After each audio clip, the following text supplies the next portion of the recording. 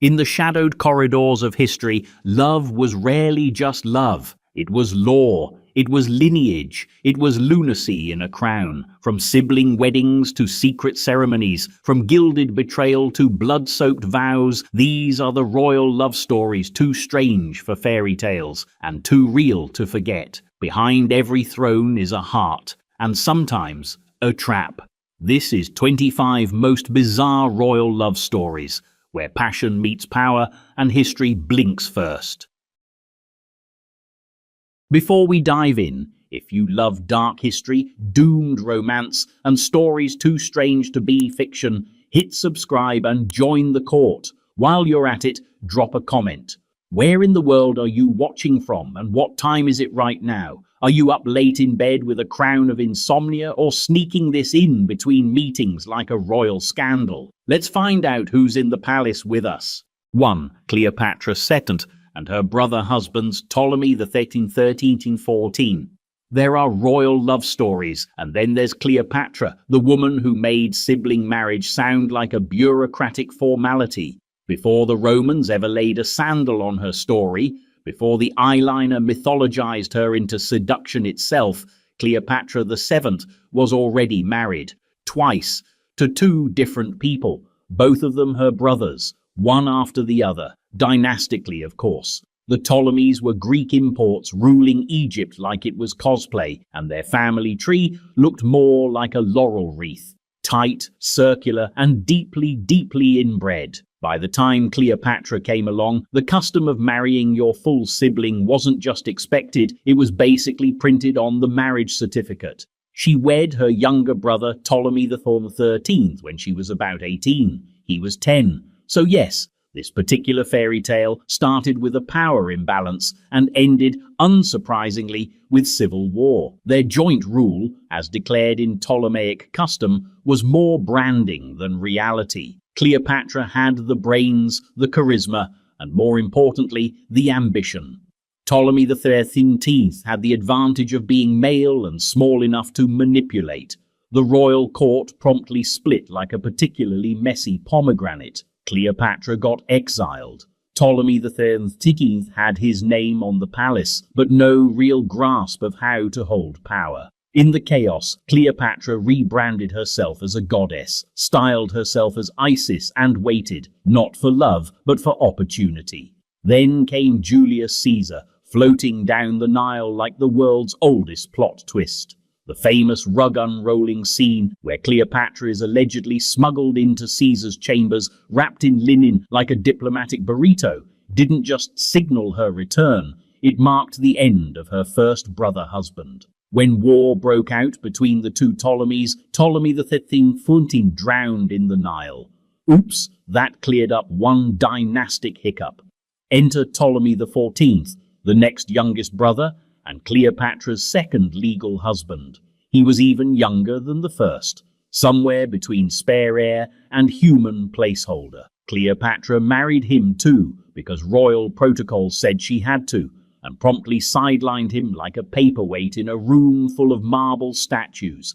She now ruled Egypt as queen regnant, in name with her brother, in practice with Caesar. Ptolemy the 14th lasted a few more years, long enough to see Cleopatra bear Caesar's child, an heir named Caesarion, inconveniently not his. And then, conveniently, Ptolemy the 14th died, probably poisoned, possibly by his loving sister-wife. Tragic, sure, but also suspiciously well-timed. There's no romantic poetry to this part of Cleopatra's life, no swooning, no sonnets, no ancient equivalent of love letters tied with twine. What there is strategy. Cold, brilliant, dynastic calculus wrapped in silk and myth. Cleopatra didn't marry her brothers out of affection. She did it because the throne demanded it, because bloodline meant legitimacy, and because the Ptolemaic brand was incest, eyeliner, and surviving long enough to outmaneuver your relatives. So why does history skip over this part? Because it doesn't fit the narrative. We like our Cleopatras seductive and tragic, not bureaucratically married to toddlers. But these early marriages weren't just footnotes, they were the training ground. The prequel to empire-shaking liaisons, Cleopatra honed her rule not in Caesar's bed, but in the smoke-filled courts of Alexandria, where love was a legal contract and power wore the same face as your spouse. And just when you think that's as twisted as royal love can get, incest, underage marriages, political murders politely labeled accidents, Cleopatra did something worse. She fell in love, for real, with a Roman general whose midlife crisis would detonate the ancient world. He didn't share her bloodline, but he shared something even more dangerous: ambition. Mark Antony was coming, and with him, the myth of passion that could sink fleets and swallow legacies whole. 2.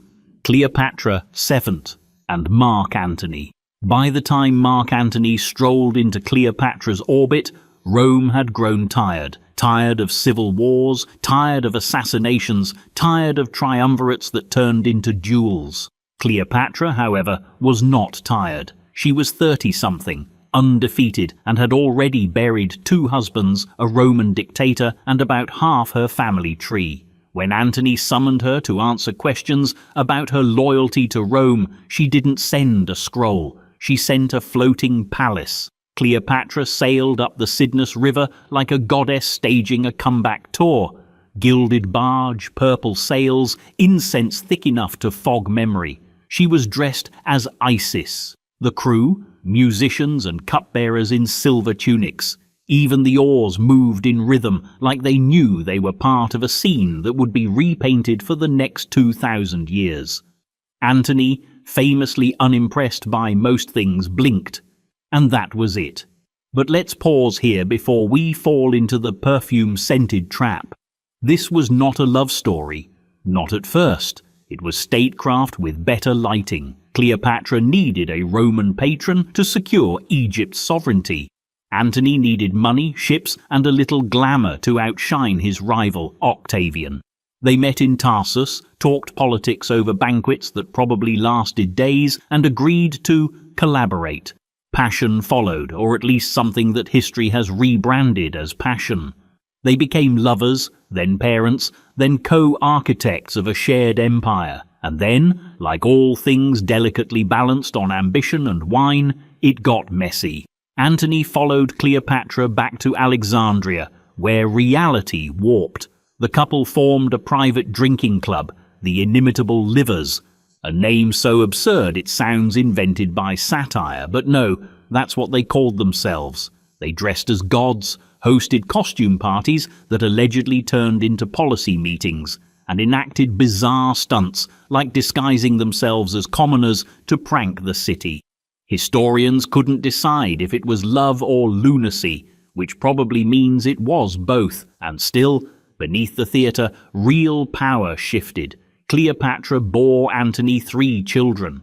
He gave her territories once controlled by Rome. They appeared in public like co-rulers, dressed not as a Roman general and an Egyptian queen, but as Dionysus and Isis. Divine consorts ruling a fantasy empire that made Octavian, back in Rome, grind his teeth. And grind he did, because while Cleopatra was rewriting what royal love looked like, not subtle, not hidden, not diplomatic, Octavian was building a narrative. He cast Antony as a Roman-gone native, bewitched by a foreign queen, squandering the Republic's dignity in exchange for silk sheets and golden crowns.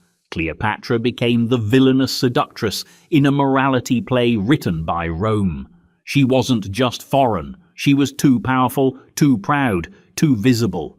Then came Actium, a naval disaster dressed up as a decisive battle. Antony and Cleopatra lost. Their fleet scattered. The dream crumbled. They retreated to Alexandria, which, despite everything, still glittered like denial. There, for a brief and eerie period, they lived as if the world hadn't ended. They hosted feasts. They plotted unlikely comebacks. They named their children rulers of lands they no longer controlled. And when Octavian finally arrived, reality came with him. Now the ending is famous, too famous, told and retold in tragedy, opera, Hollywood. What matters more is what it meant.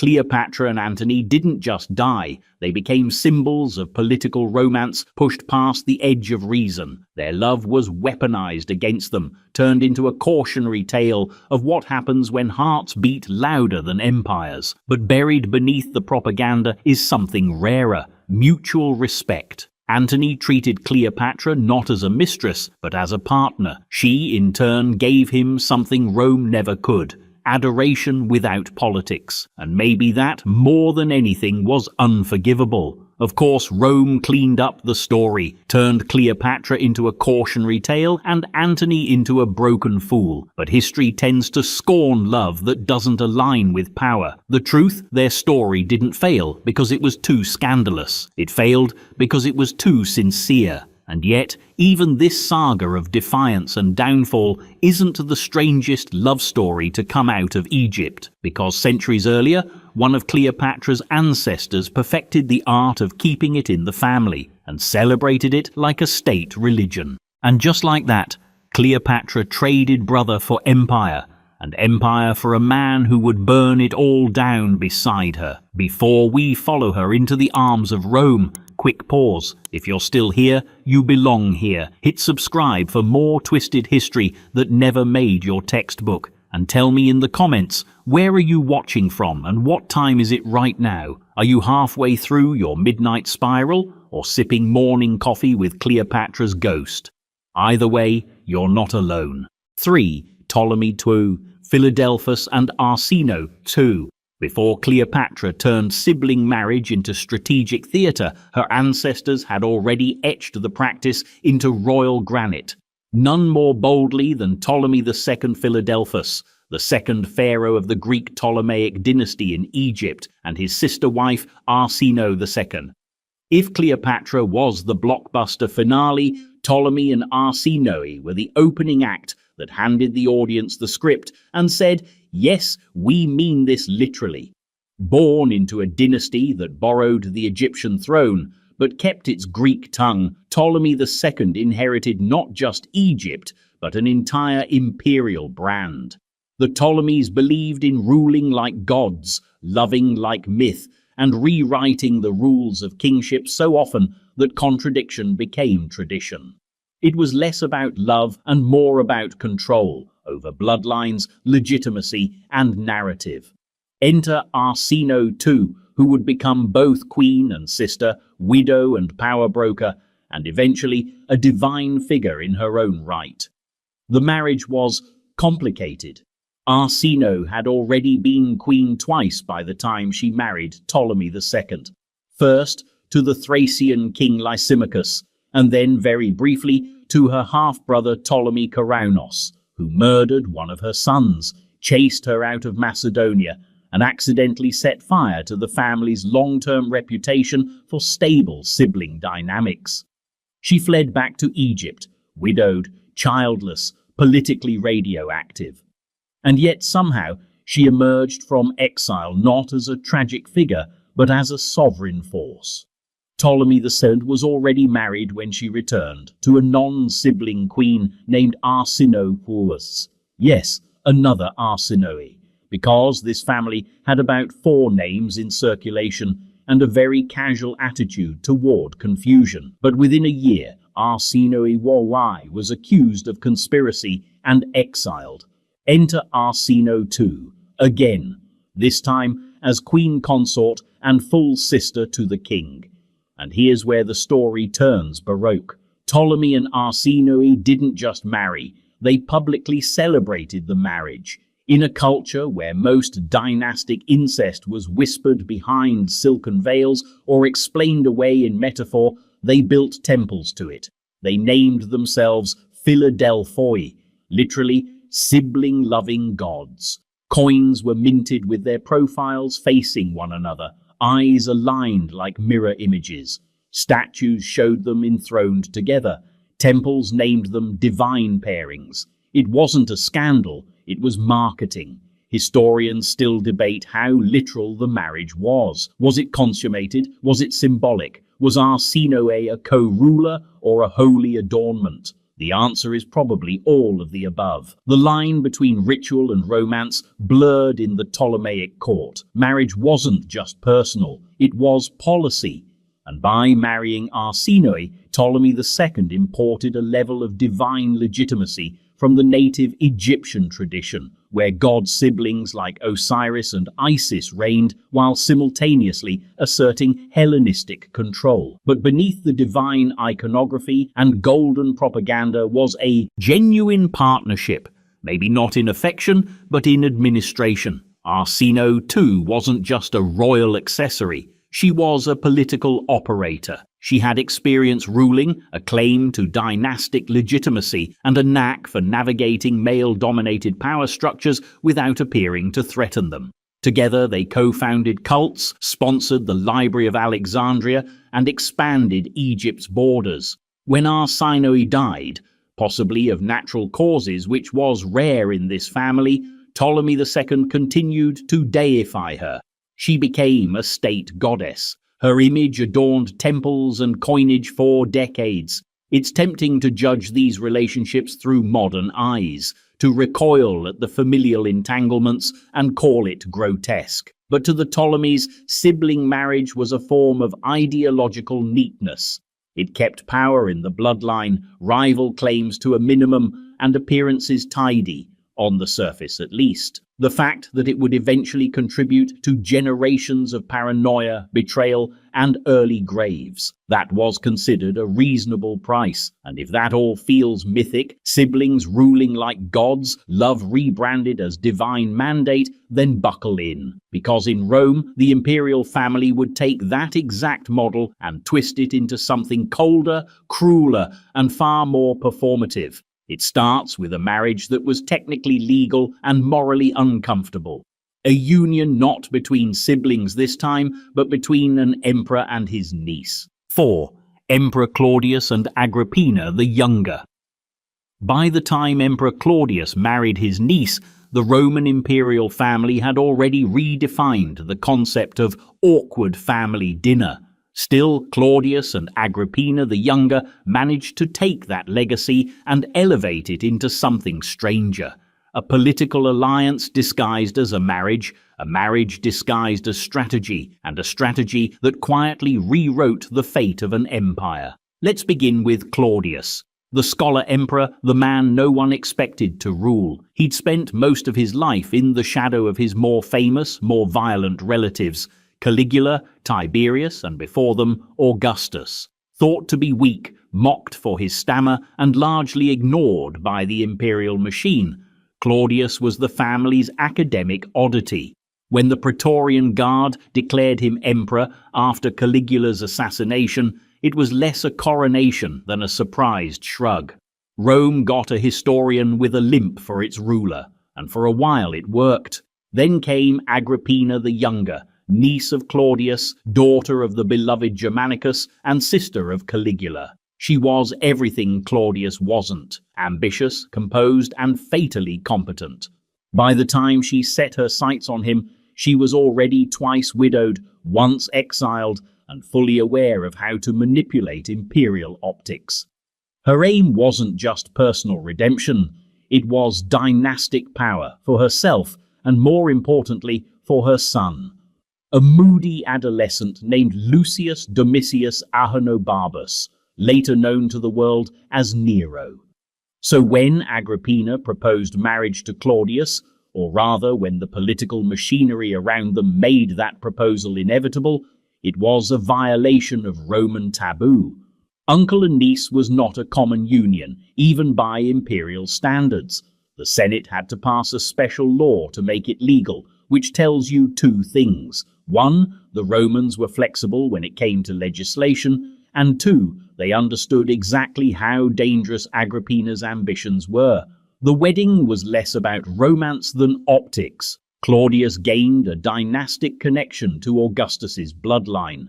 Agrippina was a direct descendant. Agrippina gained access to the imperial throne, and together they became Rome's strangest power couple. A stammering historian and a political chess master playing a game only she understood. From the start, Agrippina maneuvered with surgical precision. She convinced Claudius to adopt Nero, placing him ahead of Claudius's own biological son, Britannicus, in the line of succession. She arranged for coins to be minted with her image facing his, a bold move, since Roman women typically stayed off currency unless they were dead or deified. She took the title Augusta, walked at Claudius's side during public events, and sat near the throne during audiences. Symbolically, she didn't just stand behind the emperor, she stood beside him. Was there affection? Possibly, but this wasn't about love, it was about legacy. And Agrippina understood one terrifying truth: emperors died often. She had no intention of being left behind when the next transition came. So when Claudius began to show signs of regret, when he hinted that he might return favor to Britannicus or that Nero's rise had been too rapid, the palace walls started to close. Rome watched nervously. Whispers spread, and then suddenly Claudius was gone, dead just before Nero's formal coming-of-age ceremony. Convenient, suspicious, but as always in Roman politics, officially unexplained. Agrippina became Empress Dowager, the iron hand behind the boy emperor. For a while the arrangement worked, but power is addictive, and Nero, once elevated, began to chafe. Agrippina had secured him the throne. Now she expected him to listen. He didn't. Their relationship unraveled in public, in myth, and in historical rumor. Later historians painted her as overbearing, controlling, even monstrous, the mother who tried to dominate an emperor. Nero responded, allegedly, by purging the palace of her influence. But that's another story, drenched in shadow and too strange to explain cleanly. What matters is this: Claudius and Agrippina's union set into motion a dynasty where love was a tactical weapon, and family ties were just convenient chains to pull. It was the beginning of a darker imperial rhythm, one where affection and ambition blurred, and where the line between mother, wife, rival, and threat dissolved entirely. And it left a blueprint. Because if marrying your niece is a scandal, what do you call publicly wedding a teenage boy who resembles your murdered wife, crowning him empress and presenting him to Rome like a lost memory you've reanimated? You call it Nero's love story, and it only gets stranger from there. 5. Emperor Nero and Sporus. By the time Emperor Nero staged his most infamous wedding, Rome had already grown used to his taste for theatre. Nero didn't rule an empire so much as he directed it, complete with costumes, rewrites, and an ever-rotating cast of players who either bowed to the script or exited early, usually permanently. And in the middle of this tragicomedy, between arson rumours and public recitals, came Sporus, a young boy who looked too much like a ghost Nero couldn't forget. To understand this story, you first have to understand Nero's late wife, Poppaea Sabina. Regal, ambitious, and reportedly sharp-tongued, Poppaea had risen from courtesan to empress with unsettling efficiency. She understood the emotional choreography of power, when to flatter, when to retreat, when to reappear as an ideal. Nero was captivated, some say obsessed. Their relationship wasn't gentle, nor was it ordinary, but for Nero it seemed to define his idea of love: adoration mixed with dominance, desire blended with guilt. When Poppaea died under controversial circumstances, some sources hinting at a fatal outburst, others at something more tragic, Nero was reportedly inconsolable. Not in the poetic, tear-streaked way, but in the obsessive reality-warping sense that demanded a replacement. A mirror, a second chance. Enter Sporus. Sporus was a young male slave, adolescent by most accounts, with a face that unnervingly resembled the late empress. Nero, with a flair for the symbolic and the surreal, chose him not merely as a companion, but as a stand-in, a living echo of what he'd lost. What followed wasn't just disturbing, it was performative to the point of imperial psychodrama. Nero had Sporus publicly dressed as Poppaea, adorned in the former empress's gowns, jewelry, and mannerisms. He assigned him a new name, Sporus, which scholars believe may derive from the Greek for seed or sown, though ironically the word also sounds eerily close to sporos, meaning eunuch. The renaming wasn't just symbolic. It was theatrical branding. Sporus wasn't treated as a servant or even a favorite. He was staged as a replacement. Then came the marriage. In a public ceremony complete with imperial witnesses, Nero wed Sporus in the role of bride. He wore the veil. He received a dowry. He was paraded through the streets with Nero by his side, introduced not as a companion, but as the empress herself. The city, already trained to nod politely at imperial madness, did what it always did. It watched, gossiped, and waited for the next act. Was it satire? Was it grief? Was it political commentary wrapped in a one-man tragedy? It's hard to say. Rome wasn't lacking in strange love affairs, but Nero's union with Sporus didn't even pretend to follow the usual logic. It wasn't love, at least not in the human sense. It was an obsession with reconstruction, of memory, of emotion, of image. Nero wasn't loving someone new. He was trying to resurrect someone gone. And through it all, Sporus, whose real name has been lost, whose actual voice never made it to the histories, remains the most silent figure in the imperial narrative. Did he consent? Could he consent? Was he a favored confidant or a tragic prop? The records don't tell us. They only tell us that he followed Nero even in exile, even into the emperor's final days, and that after Nero's fall, 3 more Roman claimants to the throne would parade Sporus around as a reminder of Nero's madness, or perhaps a talisman of power stolen. There is no romantic ending here, just echoes of grief dressed up in ceremonial fabric. The tragedy of Sporus isn't merely what was done to him, but how completely he was rewritten into someone else's story. Not a person, but a performance. But if Nero's obsession was about memory, his predecessor Caligula's was something else entirely. Less resurrection, more possession. Less mourning, more myth-making.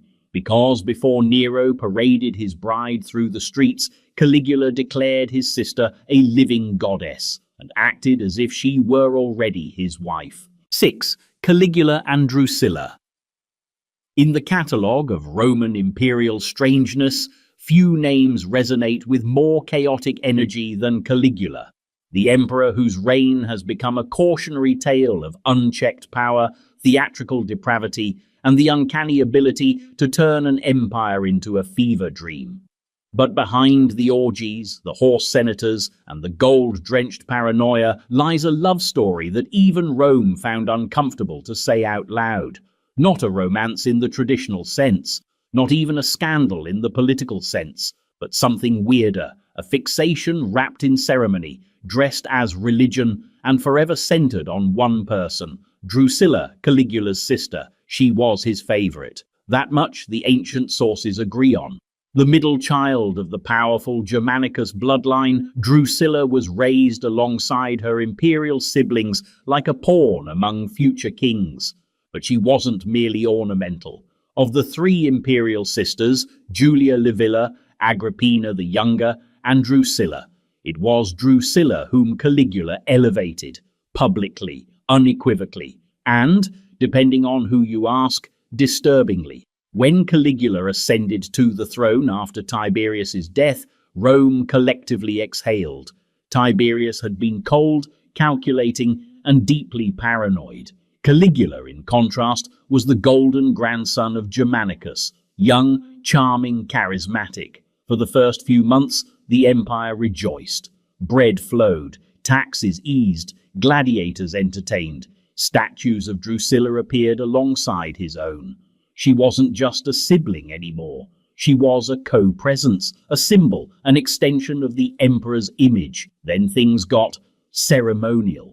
Caligula began referring to Drusilla not just as a sister, but with divine language. He allegedly named her heir to the empire at one point, bypassing traditional male successors. He brought her into inner political circles. She dined beside him at state functions, accompanied him on imperial journeys, and in one particularly eyebrow-raising moment was introduced to foreign ambassadors as if she were an empress in all but title. Ancient historians, Suetonius, Cassius Dio, and others hint with varying degrees of horror that their relationship was incestuous, that she was more than his sister, that she was treated as a lover, or perhaps more eerily, as a mirror, the woman he saw as most like himself.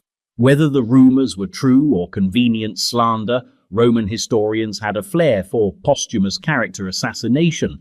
They gained traction fast, because in a city obsessed with virtue and performance, Caligula and Drusilla were rewriting the script.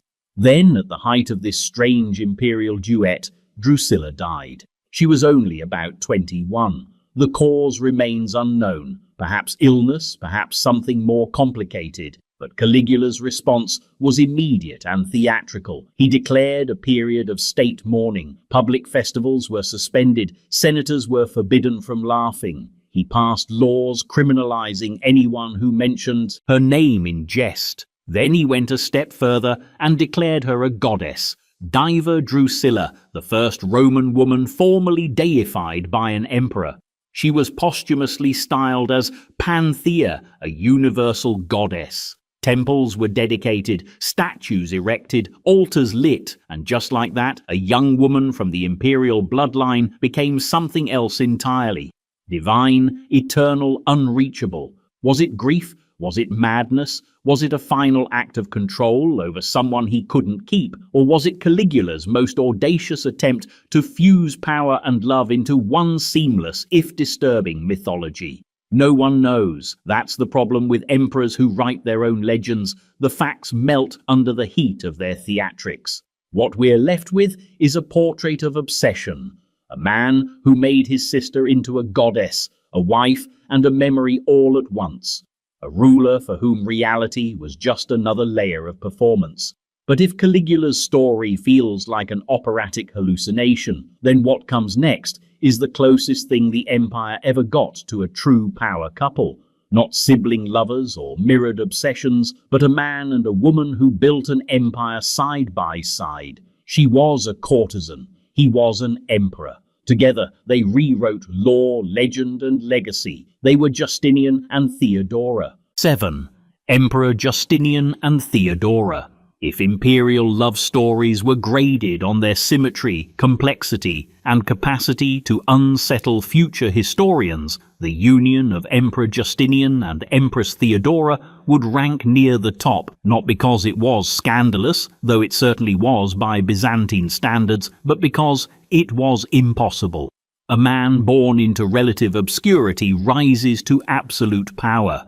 A woman born far below him, in a profession the court pretended didn't exist, becomes his equal, and not just in title, in governance, in vision, in impact. This wasn't a romance scribbled in the margins of an emperor's life, this was the centerfold, and it all began with a stage curtain. Theodora was born into the margins of Constantinople, likely the daughter of a bear trainer in the city's famed hippodrome. That's not a metaphor. Her early years were spent among actors, animal handlers, and acrobats, the permanent underclass of Roman society. She performed, she entertained, she captivated, and she learned early that attention was a kind of currency. Her reputation preceded her. Ancient historians, particularly the moralizing Procopius, painted her early life with the brush of scandal, carefully omitting nuance, stacking innuendo atop misogyny until her entire character collapses into cliché. But what matters more than how she started is how she moved, upward, steadily, through social layers that weren't designed to budge. She left Constantinople, travelled through North Africa, and returned not humbled but sharpened, a woman of speech, poise, and intelligence that imperial courtiers found difficult to dismiss.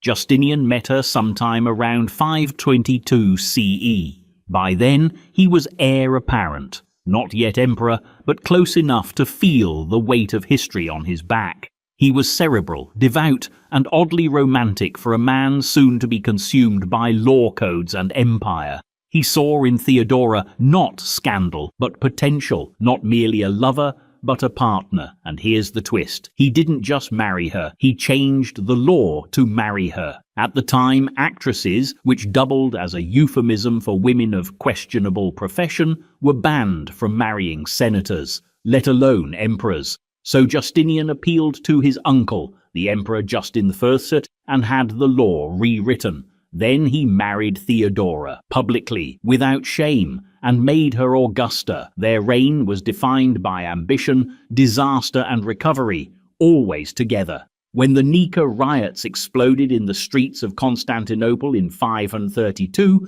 Justinian reportedly prepared to flee.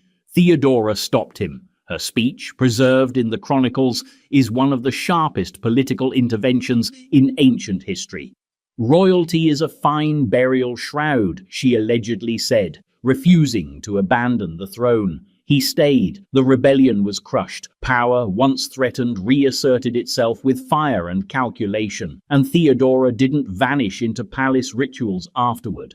She legislated. She influenced appointments. She pushed for protections for women, including laws against forced trafficking and greater autonomy in marriage contracts. She was not a footnote. She was a co-author. Justinian adored her. When she died, years before him, he never remarried. He continued to rule, expanded the empire's borders, codified Roman law into the Corpus Juris Civilis, and built the Hagia Sophia. But her absence haunted the empire. She wasn't replaced. She was immortalized. So what makes their love story bizarre? It's not incest, not murder, not madness. It's something rarer in royal chronicles. Respect, mutual, strategic, and deeply unlikely respect. They should never have met, should never have ruled together. But they did, and in doing so, they carved their silhouettes into the heart of Byzantium. Still, for all its grandeur, their story remained rooted in political partnership. Theodora helped stabilize an empire, but in China, centuries earlier, love had destabilized one. All for the sake of a woman taken from a son, given to a father, and remembered in poetry long after armies had burned. Her name was Yang Guifei, and her beauty started a rebellion. 8. Emperor Xuanzong and Yang Guifei. For all the poetic melancholy pinned to her name, Yang Guifei was never meant to be the star of an empire-shaking tragedy. She was supposed to be ornamental, another consort in a palace that operated less like a home and more like a meticulously engineered machine of tradition, hierarchy, and subtle surveillance. And yet, against every Confucian instinct and bureaucratic safety mechanism, she became the center of an emperor's world. Not just his heart, his world, and the entire Tang dynasty would feel the tremor. The story begins with Emperor Xuanzong, the long-reigning sovereign of China's most culturally luminous dynasty. His reign began with reform and prosperity, golden age stuff. Art flourished, governance stabilized. The imperial court was elegant, restrained, and intellectually refined. It was an empire that liked its emotions muted, its rulers dignified, and its personal affairs quiet. So naturally, what followed was a melodrama involving music, manipulation, military coups, and a love story so extravagant it left the empire in literal ruins. Yang Guifei was born Yang Yuhuan, a woman of noble birth, striking beauty, and the kind of personal charm that did not go unnoticed. Her first appearance at court wasn't even as Xuanzong's consort. She was married off to his son, the Prince of Shou. That was her assigned role, respectable, peripheral, silent, but it didn't last. Not because she sought escape, but because Xuanzong saw her and promptly decided that rules were for other people. To avoid a full-blown scandal, the palace orchestrated a careful, hypocritical dance. Yang Yuhuan was taken from the prince, possibly with his cooperation, possibly not, and placed in a Taoist nunnery for a brief period of official purification. Symbolically, she was unmarried, spiritually reset, and then ceremonially introduced back into court, this time as the emperor's chosen consort. Not just any consort, the Guifei, the highest ranking among all imperial concubines. And so, what began as an awkward family reorganization became a royal obsession. Xuanzong adored her. He wrote poems. He commissioned music. He gave her gifts so lavish they made the court blush. Whole departments of state began quietly orbiting around her preferences. Her relatives were elevated to positions of absurd influence. Most famously, her cousin Yang Guozhong would become chancellor, ambitious, incompetent, and utterly dependent on her continued favor. But the emperor was not a young man, and his court had long relied on the illusion of meritocracy. As his attention shifted further from governance and deeper into the silk-screened world of Yang Guifei's private chambers, the machinery of the state began to rust. Provinces went neglected. Generals grew resentful. One in particular, An Lushan, a semi-barbarian military commander and supposed adopted son of Yang Guifei herself, amassed troops under the emperor's distracted nose. Then, in 755, the illusion shattered. An Lushan rebelled. His forces tore through the empire with speed that shocked even the most cynical administrators. The Tang court was forced to flee the capital, its golden age burning behind them. And here the love story takes its final irreversible turn. As they fled, imperial soldiers, starving, desperate, angry, demanded someone be held accountable for the collapse. They didn't name the emperor, they named her Yang Guifei, the symbol of indulgence, of favoritism, of everything that had gone soft at the heart of the empire. Historical records handle what happened next with euphemism. She was ordered to die. The emperor, powerless to refuse and too broken to resist, complied. The woman he had risked a dynasty for was taken from him, quietly, shamefully, like a mistake that needed deleting. And yet, the story didn't end there. Poets mourned her for centuries. Most famously, in Bai Juyi's epic The Song of Everlasting Regret, she became more than a consort. She became an archetype, a ghost of lost beauty, lost empire, lost love. Because that's the core of this bizarre royal tale. Not just that an emperor took his son's wife, but that he lost everything in the process. His city, his court, his beloved, and most damning of all, his myth of control. Still, if that love story was tragic, the next one is downright operatic. A queen who married her cousin, watched him die mysteriously, and then wed the man accused of his murder, all in the span of weeks. Her name was Mary, Queen of Scots, and her heart was either cursed or catastrophically misaligned. 9. Mary, Queen of Scots, and Lord Darnley, then Earl Bothwell.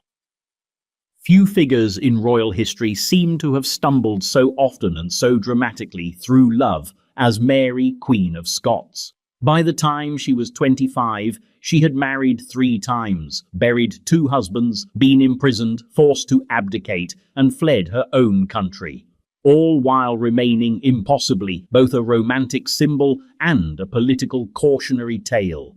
But it's her second and third marriages, packed so tightly together you could mistake them for a scandal sandwich that belongs squarely in the pantheon of royal love stories gone spectacularly off script. Let's set the stage. Mid-16th century Scotland. The weather is grim, the politics are grimmer. Mary, newly returned from France after the death of her first husband, the young and tragically sickly King Francis II, steps into the fog of Scottish factionalism. A Catholic queen in a Protestant-dominated country, a foreign-educated monarch in a land that's barely finished its last bar brawl, Mary begins her reign already outnumbered. But she is young, educated, magnetic, and, perhaps most fatally, idealistic. Enter Henry Stuart, Lord Darnley, her first cousin. Handsome, tall, and descended from both the Scottish and English royal lines, Darnley seemed like a perfect political match. The bloodlines aligned, the court whispered approval. Even Mary, ever romantic, appeared genuinely taken with him. Their marriage in 1565 was the closest thing to a fairy tale Mary ever got, brief, glamorous, and doomed from the second act onward. Because Darnley, as it turned out, was not just vain and entitled, he was spectacularly unfit for power. He wanted the crown matrimonial, essentially co-rulership. Mary refused. He sulked, then schemed, then surrounded himself with disgruntled nobles. Then, in what may be the worst date night in royal history, he stormed into Mary's private quarters with a gang of armed men and murdered her secretary, David Rizzio, in front of her while she was pregnant. Not exactly the foundations of a long-lasting marriage, the reconciliation that followed was brief and performative. Darnley had alienated nearly everyone. Mary, now a mother, had a son, James, the future king of both Scotland and England, but no patience left for her increasingly erratic husband. She moved him out of the palace. He took up residence in a lonely house on the outskirts of Edinburgh, and then, in early 1567, it exploded. Literally. Kirkhoe Field was blown to pieces. Darnley's body was found in the garden, curiously unburned but conveniently dead. Murder? Almost certainly. Accident? Not even close. The prime suspect? James Hepburn, Earl of Bothwell, Mary's noble confidant, military protector, and possibly already her lover. The timing was theatrical. Barely 3 months after Darnley's death, Mary married Bothwell. The marriage was fast, controversial, and possibly coerced, though, as with most episodes in Mary's life, the truth remains murky under layers of political myth and moral panic. What we do know is this: the union was a disaster. Bothwell, now Duke of Orkney, found himself surrounded by enemies. The Scottish lords, already spooked by Darnley's murder and infuriated by the Queen's lightning-fast remarriage, turned on Mary. They accused her of complicity in Darnley's death, of immorality, of unqueenly behaviour. She was arrested, imprisoned, and forced to abdicate in favour of her infant son. Bothwell fled into exile, was captured, and died years later in a Danish prison, reportedly out of his mind. Mary, meanwhile, escaped captivity only to be imprisoned again, this time in England, under the watch of her cousin, Queen Elizabeth I, who would later sign her death warrant. But let's step back from the politics and look at the emotional wreckage. Mary's love life reads like a Gothic parable about idealism colliding with reality. Her marriage to Darnley began with passion and ended in violence. Her union with Bothwell, perhaps born of desperation, finished in public disgrace. And yet, through it all, Mary continued to be seen not just as a queen, but as a tragic heroine, beloved, betrayed, and ultimately undone by the very feelings that should have humanized her. And if Mary's story is one of too much feeling in a world too brittle to bear it, the next royal romance was the opposite: cold, calculated, and historic in its fallout. One man's obsession with a woman shattered a church, ignited a cultural revolution, and ended on a scaffold. His name was Henry VIII, and her name was Anne Boleyn. 10. Henry VIII and Anne Boleyn. There are royal love stories that feel tragic, others that feel ridiculous. Then there's the story of Henry VIII and Anne Boleyn, a romance so politically catastrophic it cracked the religious spine of Western Europe, bankrupted friendships, burned bridges and monasteries alike, and left a trail of dead advisors, disgraced queens, and one very unfortunate marriage counsellor named Thomas More. All this not for love exactly, but for a man's obsession with legacy and a woman's refusal to play second to anyone. Let's not romanticize it. Henry didn't fall in love with Anne Boleyn because she was the most beautiful woman at court. She wasn't. In fact, contemporary accounts vary wildly. Some called her elegant. Others said she had a sixth finger, a protruding tooth, or bewitching eyes, which in Tudor speak usually meant she looked at people directly. What she did have, however, was presence. Anne was witty, sharp, and dangerously well-educated, fluent in French, politically aware. She knew how to dance, argue and disappear when it suited her, and most importantly, she knew how to say no. That's what caught Henry, not her submission, her resistance. Anne had seen what happened to women who gave in too easily. Her sister Mary Boleyn had been Henry's mistress years earlier, and once he was finished, she was quietly pushed aside with a minor pension and even less respect. Anne wasn't about to become a footnote in her own life. When Henry began to pursue her, she refused, politely at first. Then with more edge. She wouldn't be his mistress. If he wanted her, she said, he'd have to marry her. And here's where things spiral into international crisis. Henry was, of course, already married to Catherine of Aragon, the Spanish princess he had wed decades earlier, and who had failed to provide him with a living male heir. That failure, while biologically not entirely her fault, gnawed at Henry's psyche like a constitutional crisis with a ticking clock. With Catherine aging and their only surviving child a daughter, Mary, Henry saw in Anne not just a woman, but a solution. The problem? Divorce wasn't a casual matter in 16th century Catholic Europe. The Pope had already granted Henry a dispensation to marry Catherine in the first place. She had been his brother's widow. Undoing that would have meant undoing a papal decision. And the Pope, caught in the political orbit of Catherine's powerful nephew, the Holy Roman Emperor, wasn't inclined to play along. So Henry improvised. He declared himself head of a new church, the Church of England. He broke with Rome, dissolved monasteries, seized church property, executed anyone who publicly disagreed with him, including his former Chancellor, Sir Thomas More. And through it all, Anne rose. She was crowned queen in 1533, heavily pregnant with what was supposed to be the long-awaited male heir. It was a girl, Elizabeth. Henry was disappointed but not yet furious. Anne, after all, was still young. There was time, but the pressure built. Miscarriages followed. Political enemies circled. Anne had ascended by refusing to yield, and now, as queen, her sharpness turned into a liability. She alienated the conservative factions at court. Catherine's supporters loathed her. The people called her the concubine. And worst of all, she couldn't deliver the son Henry believed God owed him. By 1536, the ground beneath her had cracked. Henry's eye had wandered, this time to Jane Seymour, a softer, more pliant court lady. Suddenly, Anne's independence looked less like charm and more like insubordination. Charges were brought against her. Adultery, incest, treason. Absurd, grotesque, almost theatrical in their implausibility. 5 men were accused alongside her, including her own brother. The trial was a formality. The execution was inevitable.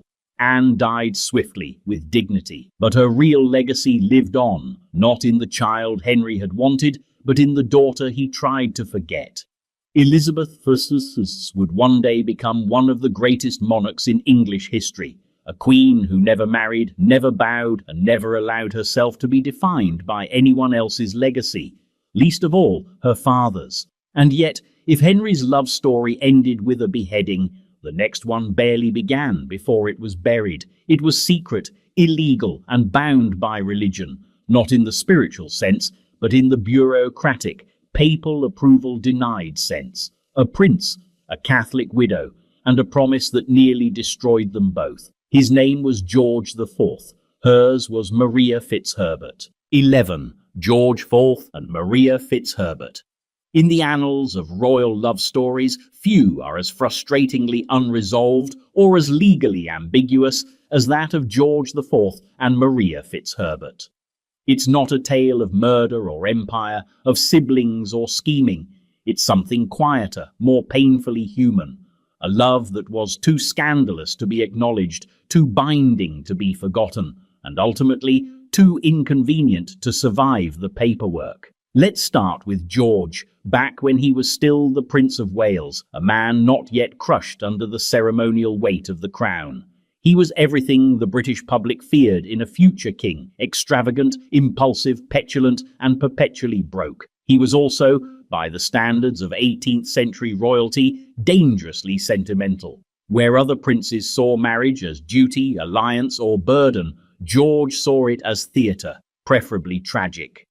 Enter Maria Fitzherbert, a twice-widowed Catholic commoner with grace, wealth, and the one thing George could not seem to resist: total disinterest in his nonsense. She was older, elegant, emotionally composed, and by all legal standards, a social impossibility. Not only was she not of royal blood, but she was Catholic, which made her ineligible for marriage to the heir to the throne under the Royal Marriages Act of 1772 and the Act of Settlement of 1701. Both laws clearly stated that any marriage to a Catholic would render the royal ineligible for succession, which in theory should have ended the conversation. Instead, it ignited it. George fell in love, or claimed he did, with the full histrionic force of a man whose concept of affection came with chandeliers and unpaid debts. He pursued Maria relentlessly. She refused repeatedly, not out of disdain, but realism. She understood the stakes. He didn't. Eventually, when declarations of passion failed, George attempted the oldest trick in the melodramatic handbook. He threatened to die. According to court gossip, he sent Maria a miniature portrait of himself, bloodied with a knife by his side. Real or staged, it worked. Maria agreed to a secret, illegal marriage. On December 15, 1785, in a quiet chapel with a handful of witnesses sworn to silence, the Prince of Wales married Maria Fitzherbert. No fanfare, no public celebration, no legal standing, and therein lay the rub. It didn't count. Not legally, not constitutionally, but for George, at least for a time, it was real. He referred to Maria as his wife, wore a locket with her portrait, and hosted her at his private residences.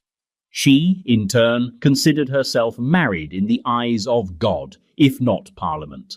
But Parliament, it turned out, had the final word.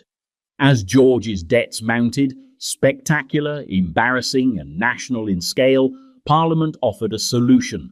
The state would pay them off if he agreed to marry someone appropriate. That meant Protestant, royal, and politically advantageous. Maria Fitzherbert was none of those things. And so, in 1795, George publicly renounced her and married Caroline of Brunswick, a cousin and disaster in human form. The marriage was a catastrophe, producing one child and a lifetime of mutual loathing. George's heart never returned to it, nor, some say, did it fully leave Maria. But they did not reconcile, at least not officially. Maria refused to be used as leverage, decoration, or consolation prize. Her dignity, if not her title, remained intact. George would go on to become Prince Regent, then King George IV, a monarch defined less by policy than by drama, spectacle, and slow decline. After George's death in 1830, it was revealed he had kept Maria's letters locked away. Some were destroyed, others were returned, and among his personal effects was the miniature of her, the same one he had sent her decades earlier, red velvet fading with age. So what was it really? Love? Performance? A royal fantasy that couldn't survive the architecture of monarchy? Perhaps all three, because theirs wasn't a love forbidden by blood or scandal, it was forbidden by legislation. A marriage that existed legally null and emotionally permanent. Not recognized in history books, yet impossible to erase from the footnotes. And if George's love burned quietly behind closed doors, the next royal affair did the exact opposite. It lit up headlines, toppled a king, and made the whole monarchy blink. A reigning sovereign, a twice-divorced American, and a kiss that brought down the crown. Edward VIII and Wallis Simpson were coming, and this time, love didn't just break the rules, it abdicated. 12. Edward VIII and Wallis Simpson.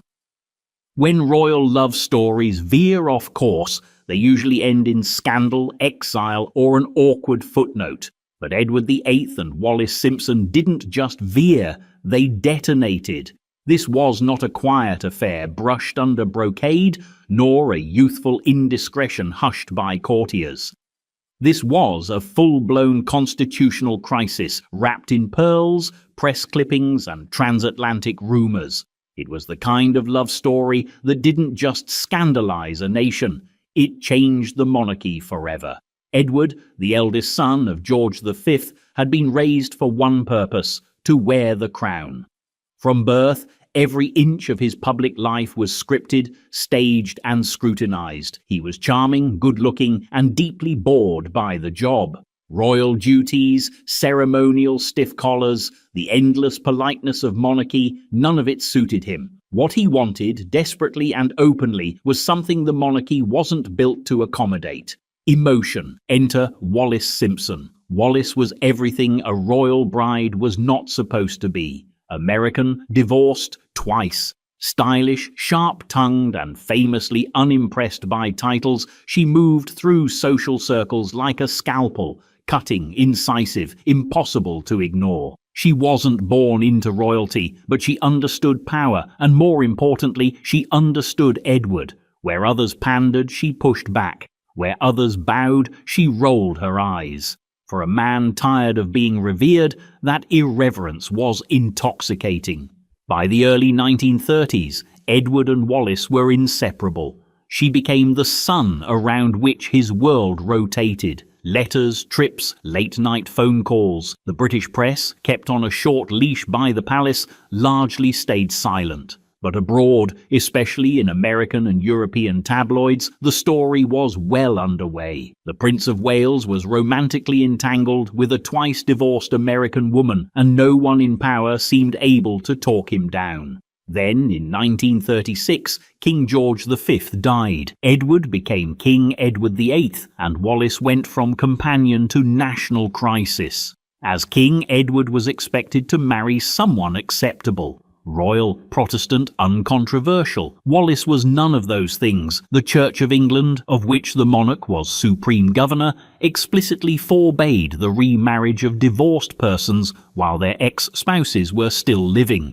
Wallis had 2 living ex-husbands. The establishment panicked. The Archbishop of Canterbury objected. The Prime Minister objected. Most of the British public, once they caught wind of it, were bewildered. The monarchy wasn't supposed to be romantic. It was supposed to be stable. But Edward, in a move that stunned everyone from Parliament to palace servants, refused to back down. He proposed a compromise, a morganatic marriage, in which Wallis would be his wife but not queen. The government said no. The crown could not afford to bend, not for love, not for anyone.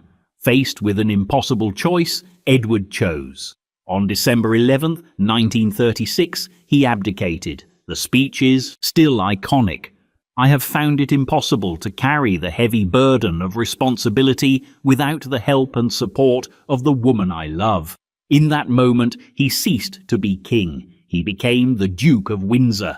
His younger brother Albert reluctantly took the throne as George VI, and the House of Windsor entered its modern era. Edward left for France. Wallis, in true diplomatic fashion, delayed their wedding until after her divorce was finalized, timed meticulously to avoid further damage. They married in 1937 in a small ceremony in the Loire Valley. No royal family members attended. What followed was a life in elegant exile, parties, interviews, expensive suits and slow disinvitations. Wallis was never granted the style of Her Royal Highness, a petty snub that stung more than she let on. The couple remained together until Edward's death in 1972, devoted, some say, but also isolated, politically sidelined, and permanently out of sync with the institution that could never quite forgive them.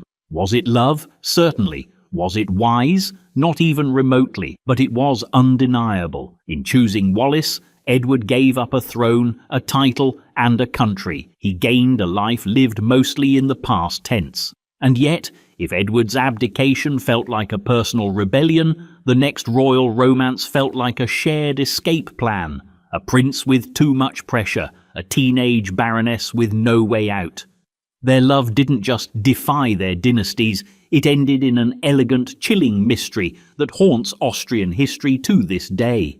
They called it Meierling. and it belonged to Crown Prince Rudolf and Mary Vetsera. 13. Crown Prince Rudolf and Mary Vetsera. It started like a romantic dream. A dashing heir to the Austro-Hungarian throne, young, brilliant, tormented. A teenage baroness, beautiful, aristocratic, and helplessly infatuated. But the story of Crown Prince Rudolf and Baroness Mary Vetsera is not a fairy tale. It's a locked-room mystery in a hunting lodge, wrapped in velvet secrecy, political tension, and the cold breath of empire collapsing beneath its own illusions. Rudolf, the only son of Emperor Franz Joseph I and Empress Elizabeth, Sisi, was born into a world already half frozen in tradition. The Habsburg court was a monument to formality, ceremonies, uniforms, ritualized grief, and an almost pathological fear of change. Rudolf, to his credit, or perhaps his doom, hated all of it. He was liberal in a staunchly conservative court. He read Darwin. He wrote anonymously for progressive newspapers. He questioned the role of monarchy at a time when monarchs were expected to embody silence and divine right. But personal rebellion doesn't flourish in public cages. From an early age, Rudolf was emotionally isolated, mistrusted by his father, idolized by his mother, and married off to Princess Stephanie of Belgium in what was more treaty than union. The marriage, while politically sound, was emotionally arid. Rudolf, frustrated and disillusioned, sought comfort elsewhere, and then, in 1888, he met Mary Vetsera. Mary was 17, Rudolf was 30. Their first interactions were cloaked in the theatre of Viennese society, waltzes, whispered letters, cloistered glances across salons. She was young, romantic, and possibly in awe of his melancholy. He was older, charismatic, and possibly in awe of her youth. But more than anything, what they shared was detachment from the expectations around them, from the institutions that defined them, from the people who presumed to arrange their futures.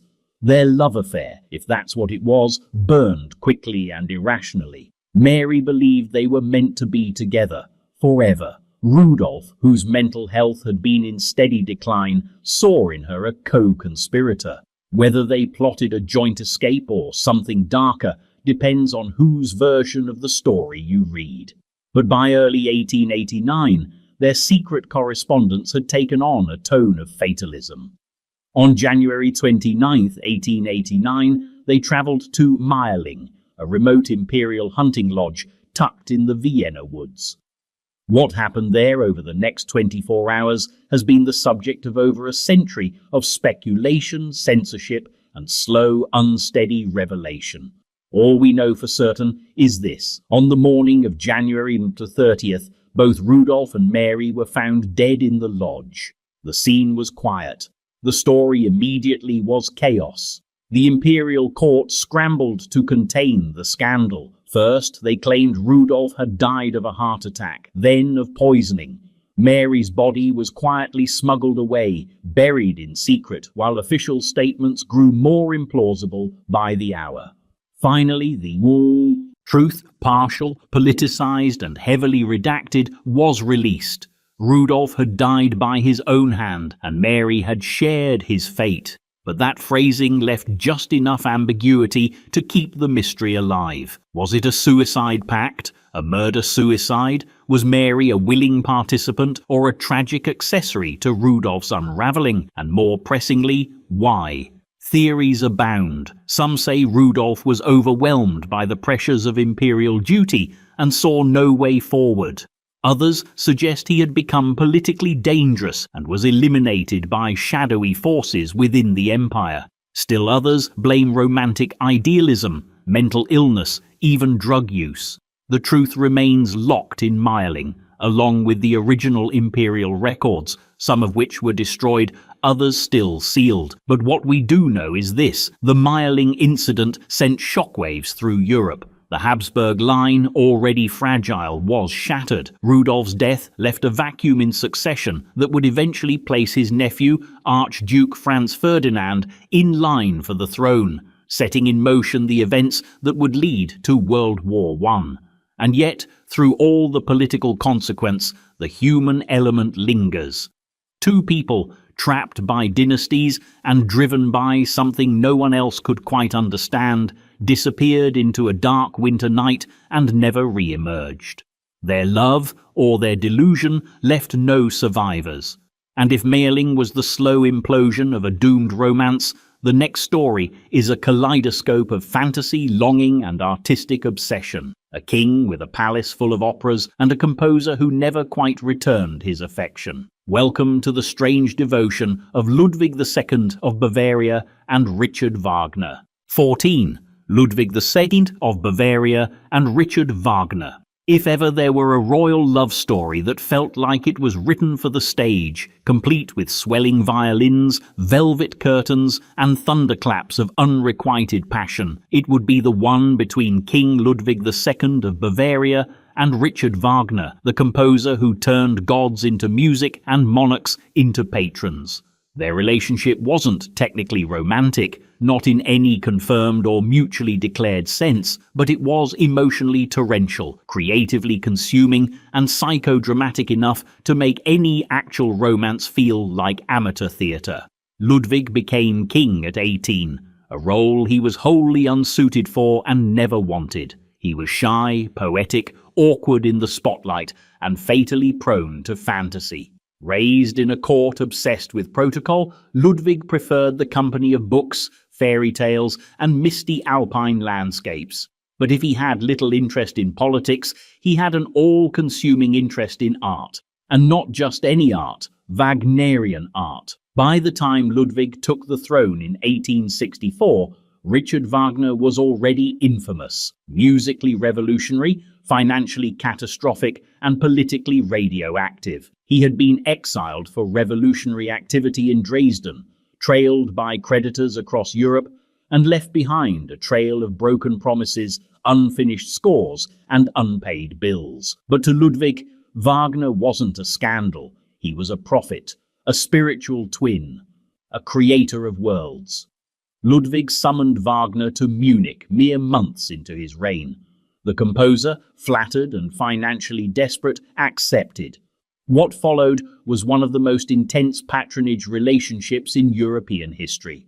Ludwig gave Wagner everything he had been denied elsewhere: money, housing, performers, orchestras, and something even rarer, devotion. And it wasn't just about the music. Ludwig didn't merely admire Wagner's operas, he lived inside them. He saw in Wagner's mythic epics, Tristan und Isolde, Tannhäuser and Lohengrin, a reflection of his own inner life. Misunderstood kings, tragic lovers, sacred suffering, and the dream of transcendent beauty beyond the mundane cruelty of politics. He signed letters to Wagner as "your devoted friend" or "your Lohengrin." He commissioned portraits of himself dressed as Wagnerian heroes. He called the composer the greatest man who ever lived. Wagner, ever the pragmatist, leaned into it. He accepted the praise, the money, the palaces. But affection was never his strong suit. For every lyrical flourish in his compositions, he delivered double the bluntness in real life. He enjoyed Ludwig's patronage, but he chafed at the king's emotional intensity. Wagner liked to control the room. Ludwig kept turning their correspondence into epic monologues about artistic destiny and spiritual brotherhood. Eventually, Wagner grew uneasy with the king's dependency, financial and emotional alike. Meanwhile, Bavaria noticed. Ludwig's ministers grew alarmed at the royal treasury, hemorrhaging funds into Wagner's lavish productions and housing. There were rumors, many contradictory, about the nature of their bond. Was the king merely eccentric? Was he being manipulated? Was there something more between them than friendship? The court couldn't decide which possibility was worse. Eventually, Wagner was exiled, again, this time not by revolution, but by Ludwig's cabinet. The king was forced to let him go under pressure from the government, though the emotional fallout was permanent. Ludwig continued to correspond with Wagner and funded the construction of Bayreuth, the composer's personal opera house, from afar. But the heart of their partnership, Those early years of shared fantasy was over. Ludwig never recovered. He withdrew further from politics, from court, from reality. He built palaces, Neuschwanstein most famously, that looked like they had been plucked from Wagner's librettos, complete with murals depicting scenes from operas the public barely understood. These weren't homes, they were shrines, to music, to beauty, to a love that perhaps never declared itself, but shaped an entire reign. In 1886, Ludwig was declared mentally unfit to rule. Days later, he was found dead in a lake under circumstances that remain as murky as the water itself. Wagner had died 3 years earlier. The curtain fell on both men with no final aria. What was it then? Love? Projection? Artistic obsession? Maybe all three. But while Ludwig tried to sculpt his soul in marble and melody, another royal took a different approach. He elevated a woman from slavery to sovereignty and made her not just a wife, but a political equal. Her name was Hürrem, also known as Roxolana, and her love story with Sultan Suleiman the Magnificent would alter the course of the Ottoman Empire. 15. Sultan Suleiman wore an Hürrem, Roxolana. In the long and brutal history of empires, royal consorts were usually ornamental, seen, seldom heard, and almost never allowed to influence matters of state. Then came Hürrem, better known in the West as Roxolana, a woman whose journey from captive concubine to queen of the Ottoman Empire didn't just redefine the role of a sultan's consort. It disrupted centuries of courtly tradition, inspired poetry and paranoia alike, and forced an empire to adjust to the most dangerous variable in politics: genuine affection. Her real name is unknown. She was likely born in what is now Ukraine, captured during a raid by Crimean Tatars sometime in the early 16th century, and sold into the Ottoman slave system. This was not unusual. The imperial harem, for all its opulence, functioned as a finely tuned political institution that trafficked in power and beauty with equal indifference. Women entered as property, were trained in the arts of music, literature, language, and decorum, and if they were lucky or clever, might rise to the rank of consort to the Sultan. But rising beyond that was unheard of. Until Hürrem, she entered the harem of Suleiman I, the longest reigning and arguably most powerful sultan in Ottoman history, sometime around 1520. At the time, Suleiman was consolidating his empire, reforming law codes, and expanding Ottoman influence across Europe, the Middle East, and North Africa.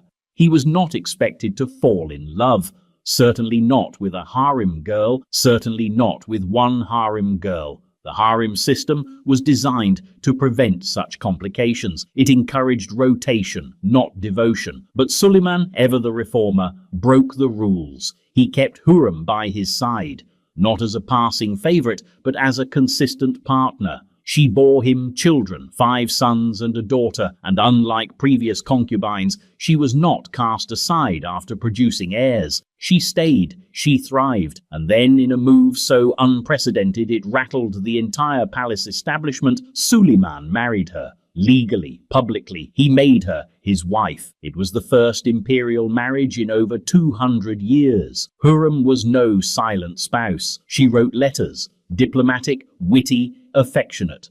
In one now famous letter, she addressed Suleiman as "My Sultan, my very soul, my one and only love," and signed it as "Your miserable, your desolate, your sorrowful slave." It was romantic language, yes, but wrapped in irony. She was no longer anyone's slave. She was the most powerful woman in the empire. From her quarters in Topkapi Palace, Hürrem became a political player. She corresponded with foreign rulers, built charitable foundations, and brokered influence through her sons. Most controversially, she helped orchestrate the downfall of Ibrahim Pasha, Suleiman's powerful Grand Vizier and childhood friend. Whether she saw him as a threat to her children or simply as competition for Suleiman's attention, Ibrahim was arrested and executed under suspicious circumstances. Later, Suleiman's eldest son by another consort, Mustafa, was also eliminated, strangled on accusations of treason. Many historians believe Hurrem played a part, clearing the way for her own son, Selim, to ascend the throne. And yet, the story isn't purely sinister. Beneath the layers of intrigue was an undeniable bond. Suleiman composed poetry under the pen name Muhibbi, and many of his poems were addressed to Hurrem. They speak of longing, devotion, and a kind of romantic loneliness that no sultan was supposed to admit. One poem reads, "Your love has taken root in me. I am yours entirely." When Hurrem died in 1558, Suleiman built her a grand mausoleum beside his own future tomb, unusual for a sultan's wife. Even in death, he refused to part from her. So was it love, ambition, mutual manipulation? Probably all of the above. What's clear is that their relationship permanently altered the power structure of the Ottoman court. Hurrem wasn't just a wife, she was a prototype for the Sultanate of Women, a century-long era where imperial wives and mothers shaped the empire from behind the veils of the harem. And if Hurrem carved her memory in stone and policy, the next royal love left its mark in marble, literally. A wife beloved in life, mourned in death, and immortalized in one of the world's most famous monuments. Her name was Mumtaz Mahal, and the man who loved her built the Taj Mahal as her grave. 16. Shah Jahan and Mumtaz Mahal. Some royal love stories are remembered for their passion, others for their power, but the story of Shah Jahan and Mumtaz Mahal is remembered for its monument. Not the metaphorical kind, the actual stone and marble kind, visible from space and flooded with tourists. The Taj Mahal is so iconically romantic that it's become shorthand for everlasting love, the architectural equivalent of a love letter chiseled into history. But behind its gleaming white domes and poetic grandeur is a relationship far more human and far more complicated than the tourist brochures would ever admit. Before she became the most famous corpse in India, Mumtaz Mahal was born Arjumand Banu Begum, the niece of Empress Nur Jahan and a member of the Persian nobility that dominated the Mughal court. She met Prince Khurram, the future Shah Jahan, when she was just 14. By all accounts, he was immediately drawn to her, not just for her beauty, which was often described in predictably florid Mughal terms, but for her intellect, her grace, and her calm amid the chaos of court life. They were married 5 years later in 1612, but unlike most royal unions, this one didn't disappear into the fog of diplomatic obligation.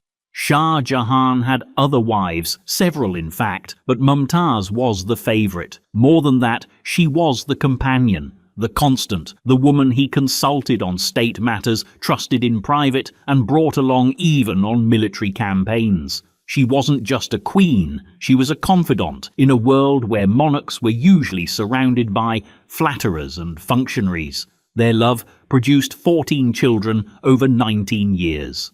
That detail is often thrown around as a sign of their closeness, though it also reads like a warning label for any would-be romantics. The toll it took on Mumtaz's health was enormous, and in 1631, while accompanying Shah Jahan on a military campaign in the Deccan Plateau, she died giving birth to their 14th child. What followed was less a mourning period and more a historical rupture. Shah Jahan, devastated, reportedly secluded himself for over a year. He stopped wearing jewelry. He wept in publics. He neglected affairs of state. The court, normally bustling with ceremonies and entertainments, fell silent. For a man groomed to rule, trained in military command and political maneuvering, grief became his new identity. Mumtaz was gone, and he seemed to be unmoored without her. But even grief in the hands of a Mughal emperor becomes a construction project. Within months, plans were underway for a mausoleum that would eclipse all others. A tomb not just for Mumtaz, but for the very concept of love itself. Over 20,000 workers labored for more than 2 decades to build the Taj Mahal, a structure so mathematically symmetrical, so delicately ornamented, that even its myths are symmetrical. Stories still circulate that Shah Jahan planned a matching black mausoleum for himself across the river, though there's no historical proof. What is true is that he was eventually entombed beside her in the very crypt meant to immortalize her alone. The Taj Mahal isn't just beautiful, it's deliberate. Every tile, every carving, every garden path is an argument in marble. It says, this woman mattered. She was not disposable. She was not replaceable. She was not just another consort in a world where wives were currency and grief was ceremonial. She was the exception. And yet, even the most extravagant devotion can't escape politics.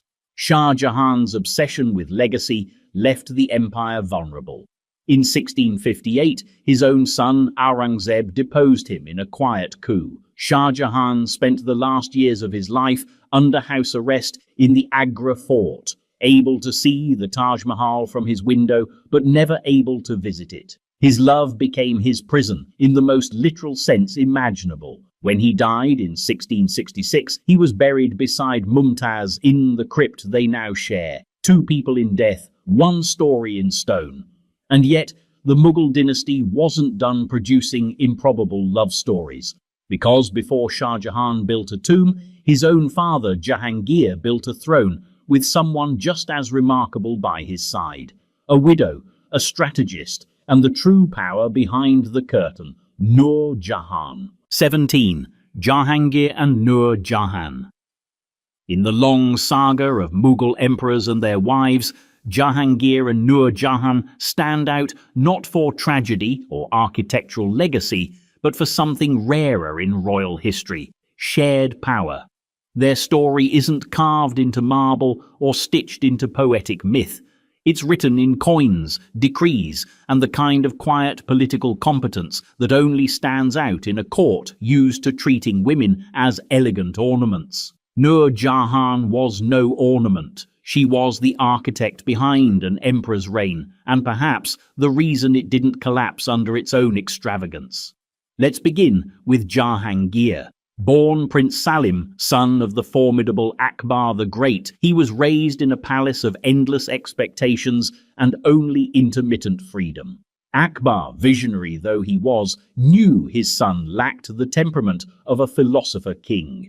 Jahangir was impulsive, indulgent, and easily distracted, more interested in pleasure than policy. He rebelled against his father, declared himself emperor prematurely, and developed a fondness for substances that dulled the edge of leadership. By the time he officially became emperor in 1605, he had all the authority of his lineage, but not the discipline of his forebears. Enter Merun Nissa, soon to be Nur Jahan, light of the world. She wasn't born royal. Her family were Persian immigrants, respected but not dynastic. She had already been married once to a Mughal official and widowed by the time she entered Jahangir's orbit. She was in her early 30s when they met, older than most consorts, socially unsuitable and politically irrelevant by the standards of the imperial harem. And yet, she captivated him, not with youthful beauty, but with intelligence, with self-possession, with competence. Jahangir fell for her not like a sultan acquiring a prize, but like a man discovering his missing half. They married in 1611, and from that moment on, the structure of Mughal power quietly shifted. Nur Jahan didn't just gain a title, she gained agency. She began appearing beside Jahangir in official audiences. She co-signed royal orders. She issued imperial firmans, decrees, under her own seal.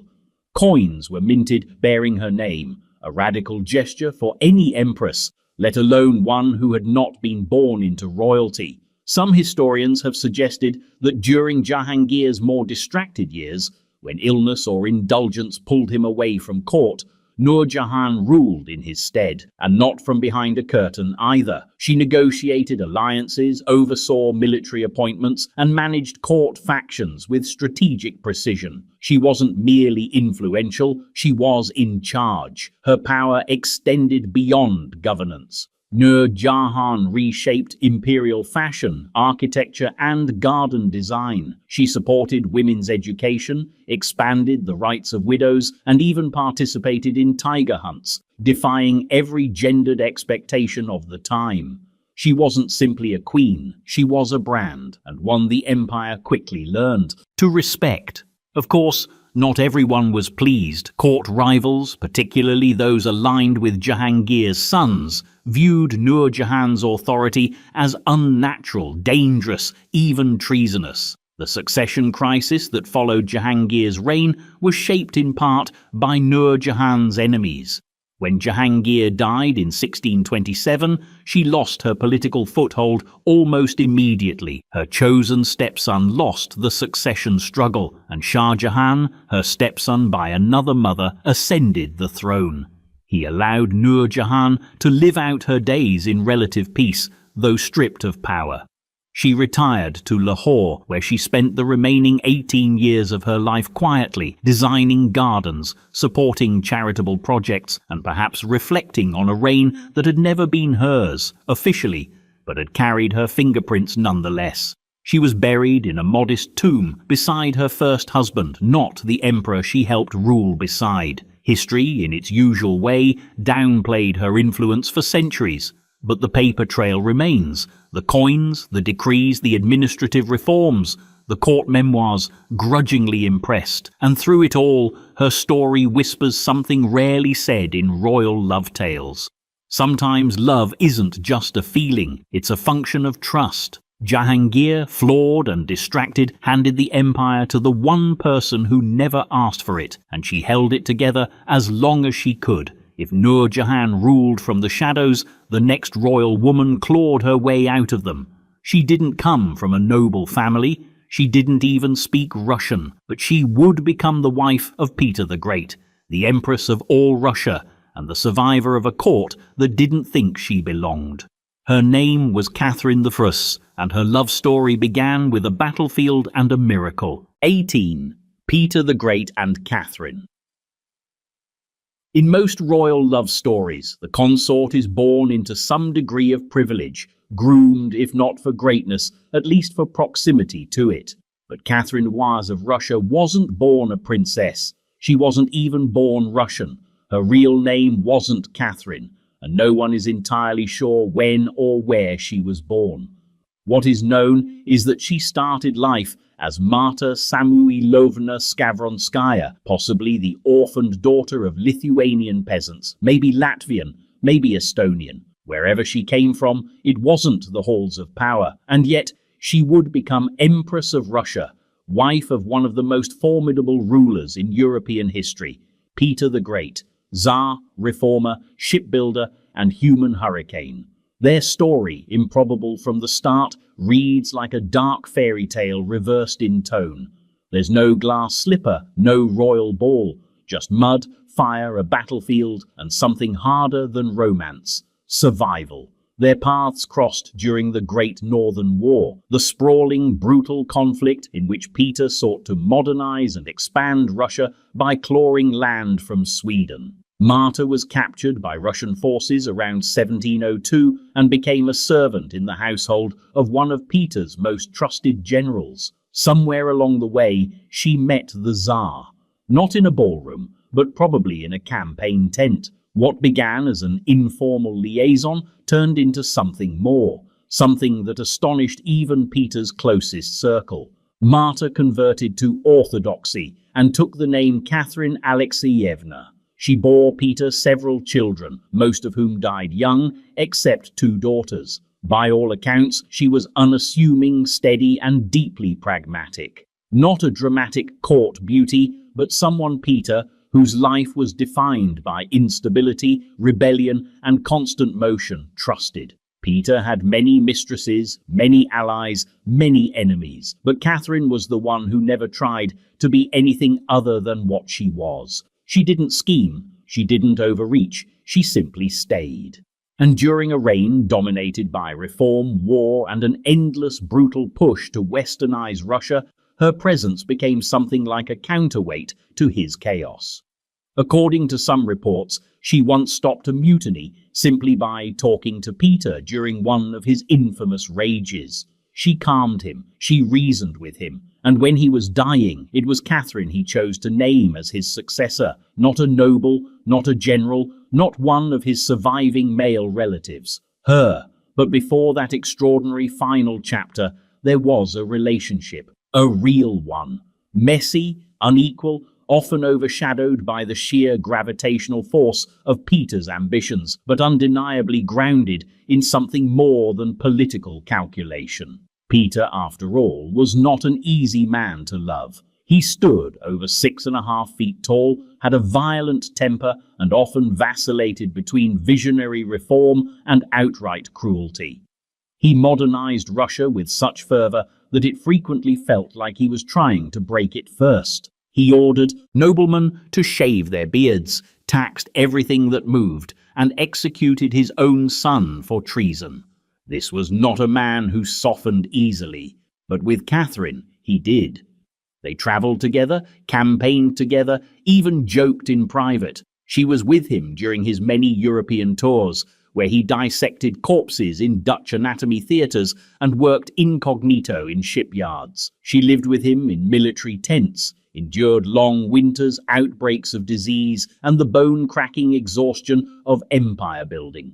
She didn't flinch. In 1712, Peter married her officially, after years of unofficial cohabitation, and in 1724 he crowned her Empress Consort of Russia in a lavish ceremony that raised many aristocratic eyebrows.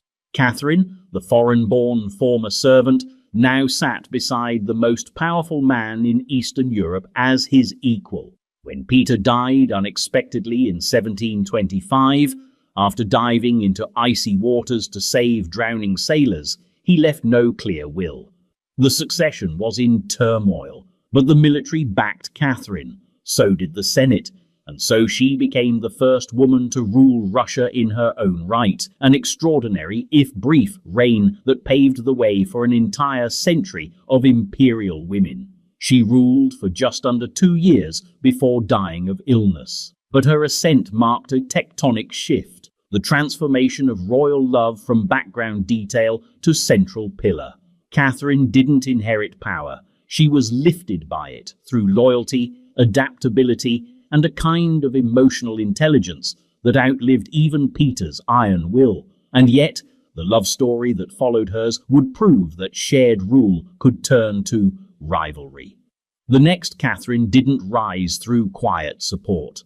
She rose through coup d'etat, betrayal, and ambition, and her marriage was more civil war than romance. Catherine the Great and Peter III were next, and theirs was less a love story than a carefully staged coup with wedding rings. 19.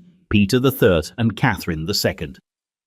If there's a royal marriage that feels less like a union and more like a high-stakes hostage situation, it's the story of Peter III and Catherine II, later crowned Catherine the Great. Their relationship was not a love story. It was a chess match played on a board soaked in vodka and political anxiety. No hearts, no flowers, no sentimental correspondence. Just two people, one volatile, the other dangerously competent, locked in a palace with too much ambition and absolutely no emotional chemistry. They were cousins, technically, both descended from minor German nobility. Peter, born Karl Peter Ulrich, was the grandson of Peter the Great through his mother and had been groomed from an early age to be the heir to the Russian throne. That was more of a technicality than an endorsement. His personality was complicated. By most accounts, he was immature, impulsive, erratic, and obsessed with all things Prussian, especially Frederick the Great, whom he idolized to an alarming degree. He preferred toy soldiers to real politics, had an affection for military pageantry that bordered on the theatrical, and reportedly lacked any understanding of or interest in Russia itself. Catherine, on the other hand, was born Sophie of Anhalt-Zerbst, a minor German princess with far more intellect than her status suggested. She was chosen, strategically of course, as a bride for the future emperor. At just 14, she was shipped off to Russia, converted to orthodoxy, renamed and placed inside a palace so rigid with ceremony that even blinking too fast might offend someone. From the beginning, she understood that she had two options: adapt or disappear. She adapted, ruthlessly. Their marriage in 1745 was ceremonial and frostbitten. Catherine, mature beyond her years, quickly realized that Peter was not only ill-suited for rule, but also uninterested in being a husband. He spent more time with his soldiers, real or miniature, than with her. Some accounts suggest the marriage went unconsummated for years, others that it was never truly emotional. Whatever the truth, it wasn't romantic. Catherine took lovers discreetly. Peter took less discreet liberties. Their relationship functioned more like two parallel train tracks, running side by side, never touching. What held them together was one thing: succession. In 1754, Catherine gave birth to a son, Paul, whose paternity is still debated. Officially, he was Peter's heir. Biologically, possibly not. But legitimacy in monarchy is often just a matter of timing and signatures. Catherine had secured her place temporarily. When Empress Elizabeth, Peter's aunt and the reigning monarch, died in 1762, Peter ascended the throne. His reign lasted exactly 186 days. In that short time, he managed to alienate nearly every political faction in Russia. He pulled Russia out of the 7 Years' War, aligned the empire with Prussia, his idol Frederick again, and began issuing reforms that ignored or offended key players in court, the military, and the Orthodox Church. Meanwhile, Catherine waited, watched, calculated. She had spent years building quiet alliances with guards, generals, nobles. She knew how Peter was seen, not as a ruler, but as an embarrassment. In July 1762, with Peter out of the capital, she made her move. She staged a bloodless coup, backed by the military and key court figures. Catherine declared herself the sole ruler of Russia. Peter was arrested, forced to abdicate, and taken into custody. A few days later, he was dead. Officially from hemorrhoidal colic, which is imperial shorthand for "please don't ask." Catherine never publicly addressed the circumstances, but the timing was surgical. One day he's alive, the next he's an unfortunate footnote. And so Catherine, German-born, underestimated, unfavored, became Empress of Russia. She would rule for over 3 decades, expand the empire's borders, modernize its institutions, and become one of the most formidable monarchs in European history. Peter, meanwhile, would be remembered mostly as her mistake and her stepping stone. But Catherine didn't stop there. Her reign was marked not just by statecraft, but by a series of intense, often scandalous, romantic entanglements. And among them, one man stood above the rest, not just as a lover, but as something more unsettling and enduring.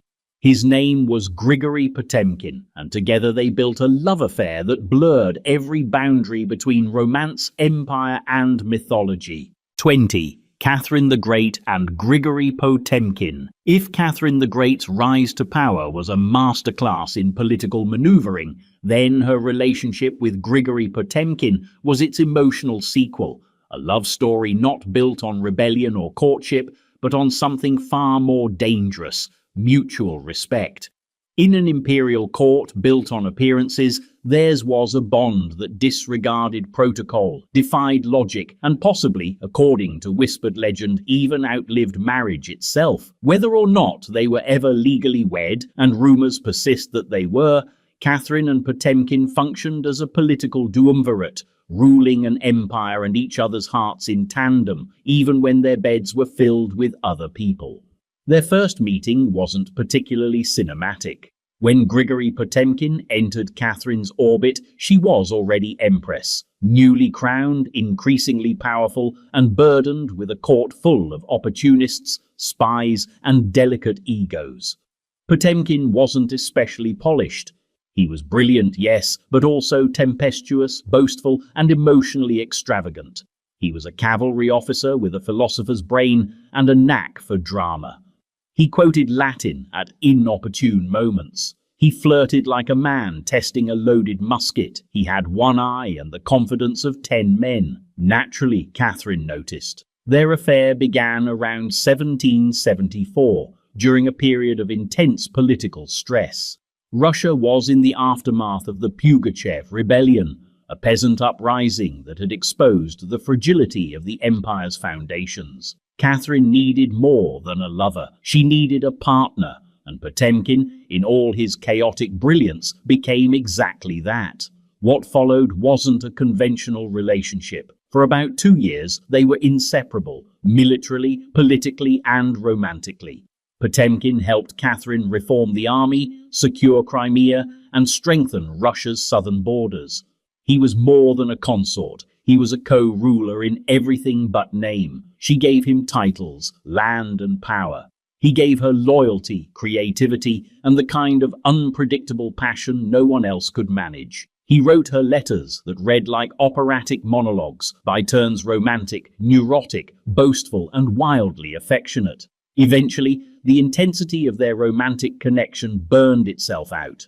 Potemkin was too erratic to be tethered permanently, and Catherine too disciplined to allow one man to dominate her court. But rather than descend into rivalry or bitterness, they did something almost unheard of in royal history. They restructured their relationship. They remained close, intimate, politically aligned. Potemkin even helped Catherine select her subsequent lovers, managing the rotation of handsome younger men with the dry efficiency of a stage manager who had once starred in the lead role. It sounds absurd, and yet it worked. For nearly 2 decades, Potemkin remained the most influential man in Russia outside of Catherine herself. Together they governed a nation with one hand and maintained an impossible friendship with the other. Their most famous collaboration came during the annexation of Crimea. Potemkin, now a field marshal and governor-general of Russia's southern territories, was tasked with overseeing the integration of the region. He organized military campaigns, built cities, and, according to some critics, created a series of Potemkin villages, fake settlements designed to impress Catherine during her imperial tour. Whether the villages were real or theatrical is still debated, but the metaphor stuck. It became shorthand for false appearances and for Potemkin's ability to perform empire building with flair, even if the foundation was still wet paint. But behind the satire was a genuine achievement. Potemkin helped transform Russia into a Mediterranean power. Catherine trusted him with everything: war, diplomacy, land reform, even her own legacy. And when he died suddenly in 1791, on the road between battles, she was inconsolable. She buried him with honors. She mourned him not just as a statesman, but as something harder to define, a partner she could never quite replace. Their love was volatile, unconventional, and filled with contradictions. It wasn't exclusive, but it was enduring. It wasn't official, but it was central. And in the private theater of Russian imperial politics, Catherine and Potemkin performed something almost mythic. A romance where power didn't kill love, it preserved it. But for all its sophistication, theirs was still a love of the elite, carefully guarded, strategically deployed. The next story, in contrast, was simpler, sweeter, and ultimately more doomed. A Tsar who truly loved his wife, a wife who clung to mystics and miracles, and a family whose belief in each other couldn't save them from history. Nicholas II and Alexandra were about to fall in love, and then out of time. 21. Nicholas II and Alexandra. For all the royal love stories fueled by ambition, manipulation, or sheer political inertia, the romance between Tsar Nicholas II and Empress Alexandra Feodorovna stands apart for one reason. It was real, genuine, affectionate, tender, stubbornly loyal. But in the grand, ruthless sweep of history, sincerity isn't always enough. In fact, in their case, it may have been part of the problem, because Nicholas and Alexandra didn't just fall in love with each other, they fell out of step with the century they were born into. And they would pay the price together. Nicholas, the last emperor of Russia, was never supposed to be a revolutionary figure. He was a gentle man with a rigid sense of duty and a dangerously outdated understanding of monarchy. Trained to be dignified, obedient, and ceremonial, he believed firmly in the divine right of kings, just as Russia was growing tired of crowns entirely. Alexandra, born Alix of Hesse, was a German princess and granddaughter of Queen Victoria. Reserved, intense, and deeply religious, she wasn't an obvious fit for the Russian court. The aristocracy found her cold, the people found her foreign, but to Nicholas she was everything, his confidant, his queen, his compass. When they married in 1894, just weeks after Nicholas's unexpected ascension to the throne, their love was sincere but overshadowed by national mourning and political anxiety. The empire had lost Alexander III, a strong and autocratic ruler, and inherited a son who still signed his letters Nicky and wanted to be remembered as a good father more than a powerful Tsar. Nicholas adored Alexandra, she adored him, and yet they were catastrophically unsuited to rule a country as complex and volatile as late imperial Russia. Their first great trial came not in politics, but in the nursery. After 4 daughters, Olga, Tatiana, Maria, and Anastasia, Alexandra finally gave birth to a son, Alexei, in 1904, the long-awaited heir, the dynastic future. But within months, it became clear something was terribly wrong. Alexei had hemophilia, a genetic blood disorder passed through Queen Victoria's line for which there was no cure. One minor bruise could mean days of agony. A fall could mean death. The revelation crushed Alexandra.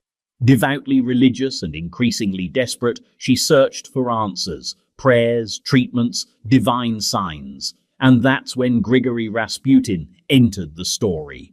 A wandering Siberian mystic with hypnotic eyes and an unnerving presence, Rasputin claimed no formal authority, but Alexandra became convinced he could heal her son. To be fair, he often seemed to help, likely by calming her down, which in turn calmed Alexei. But the cost was high. Rasputin gained unprecedented access to the royal family, and his shadow over the court grew long. Rumors swirled, scandal bloomed, the press had a field day. Ministers resigned, the people muttered, the nobility hissed, but Alexandra wouldn't let go, nor would Nicholas. Their isolation deepened. Their trust in each other, already intense, turned into a kind of royal tunnel vision. As the country edged toward revolution, the couple clung tighter, not just to each other, but to a vision of monarchy that was increasingly a fantasy. World War I was the final fracture. Nicholas took personal command of the army, leaving Alexandra effectively in charge of domestic affairs. Her reliance on Rasputin grew. His influence, real or imagined, became intolerable to even their few remaining allies. Rasputin was murdered in 1916, but by then it was too late. In 1917, revolution exploded. Nicholas abdicated. The family was placed under house arrest. They wrote each other letters, prayed together, hoped for exile, perhaps to England, where their royal relatives were reluctant to take them in. But exile never came. In 1918, in the basement of a house in Ekaterinburg, the Romanovs were executed by Bolshevik forces, together as a family. But here's the part history doesn't know how to process. Through it all, Nicholas and Alexandra never stopped loving each other. In fact, that may have been their only constant. Their letters are full of devotion, pet names, shared grief. It wasn't an illusion. They were two people who truly believed their love and their faith would somehow be enough. It wasn't. Their story is haunting not because they were villains or heroes, but because they were human, overwhelmed, out of touch, and too in love to see what was coming. And while their downfall marked the end of the Romanovs, Europe had its own way of punishing royal love gone wrong. Sometimes through exile, sometimes through bullets, and sometimes with a quieter, more polite kind of violence, marrying for politics and being hated for it. Just ask Mary I of England and Philip II of Spain. 22. Philip II of Spain and Mary Y of England. Some royal love stories falter under personal failure, others collapse under political pressure. And then there's the marriage of Philip II of Spain and Mary V of England, a union so deeply unpopular it sparked riots, conspiracy plots, and decades of national trauma, all before the wedding cake had even been sliced. This wasn't a romance doomed by scandal or betrayal. It was something quieter, sadder, and in many ways more unsettling.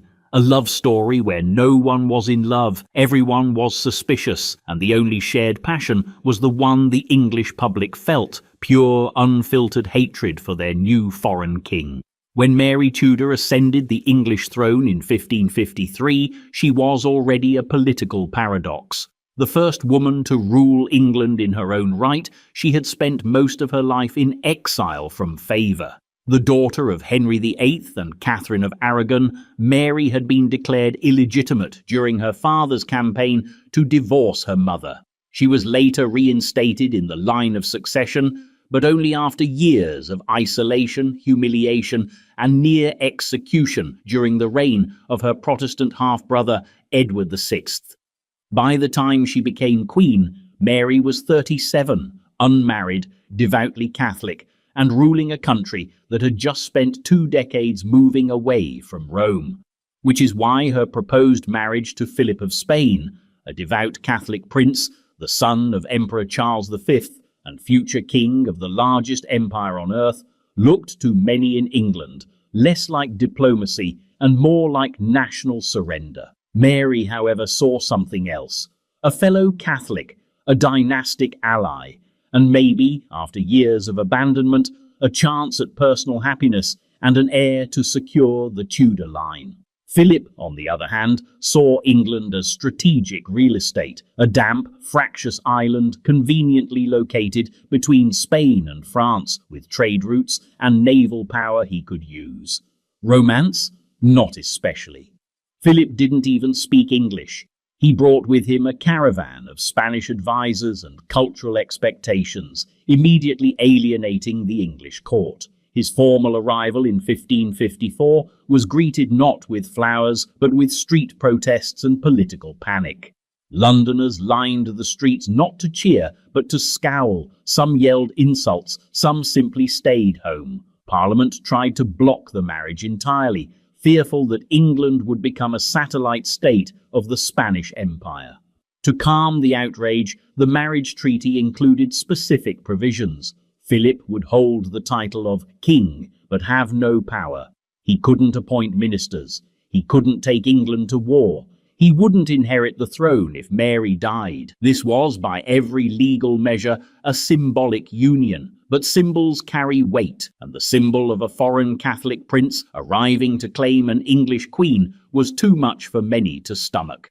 The fallout was immediate. In early 1554, before the wedding even occurred, Sir Thomas Wyatt led a rebellion to stop it. The uprising failed, but it revealed the depth of the resistance. Mary responded by executing several conspirators, including her cousin Lady Jane Grey, the 9 Days Queen, who had become a Protestant figurehead. The executions earned Mary her infamous nickname, Bloody Mary. When the wedding finally took place, it was a formal, somber affair. Mary reportedly fell in love, at least infatuation. Philip tolerated her. He performed his ceremonial duties, fulfilled his marital obligations, and then left, repeatedly. He spent more time in the Low Countries and Spain than with his wife. When Mary believed she was pregnant in 1555, it was treated as a national emergency. Prayers were said, celebrations planned, but the pregnancy was false, possibly a tumor, possibly psychological. Philip, ever pragmatic, began to lose interest entirely. Their union produced no children, no popular goodwill, and no real power shift. When Mary died in 1558, Philip didn't attend the funeral. Instead, he wrote a diplomatic letter expressing sorrow and then suggested, almost comically, marrying her successor, Elizabeth I. She declined. Philip would go on to become one of the most powerful monarchs in Europe, launching the Spanish Armada against Elizabeth years later and losing spectacularly. Mary's reign, meanwhile, remained stained by religious persecution, political unrest, and that one ill-fated marriage. The image of the foreign king with a face like a coin, there but unwanted, never quite faded. And yet, for all the political fire it sparked, Philip and Mary's marriage was cold at the core, not treacherous, not passionate, just mismatched, a union in which both monarchs sought salvation and found only silence. But not all royal affairs were quiet.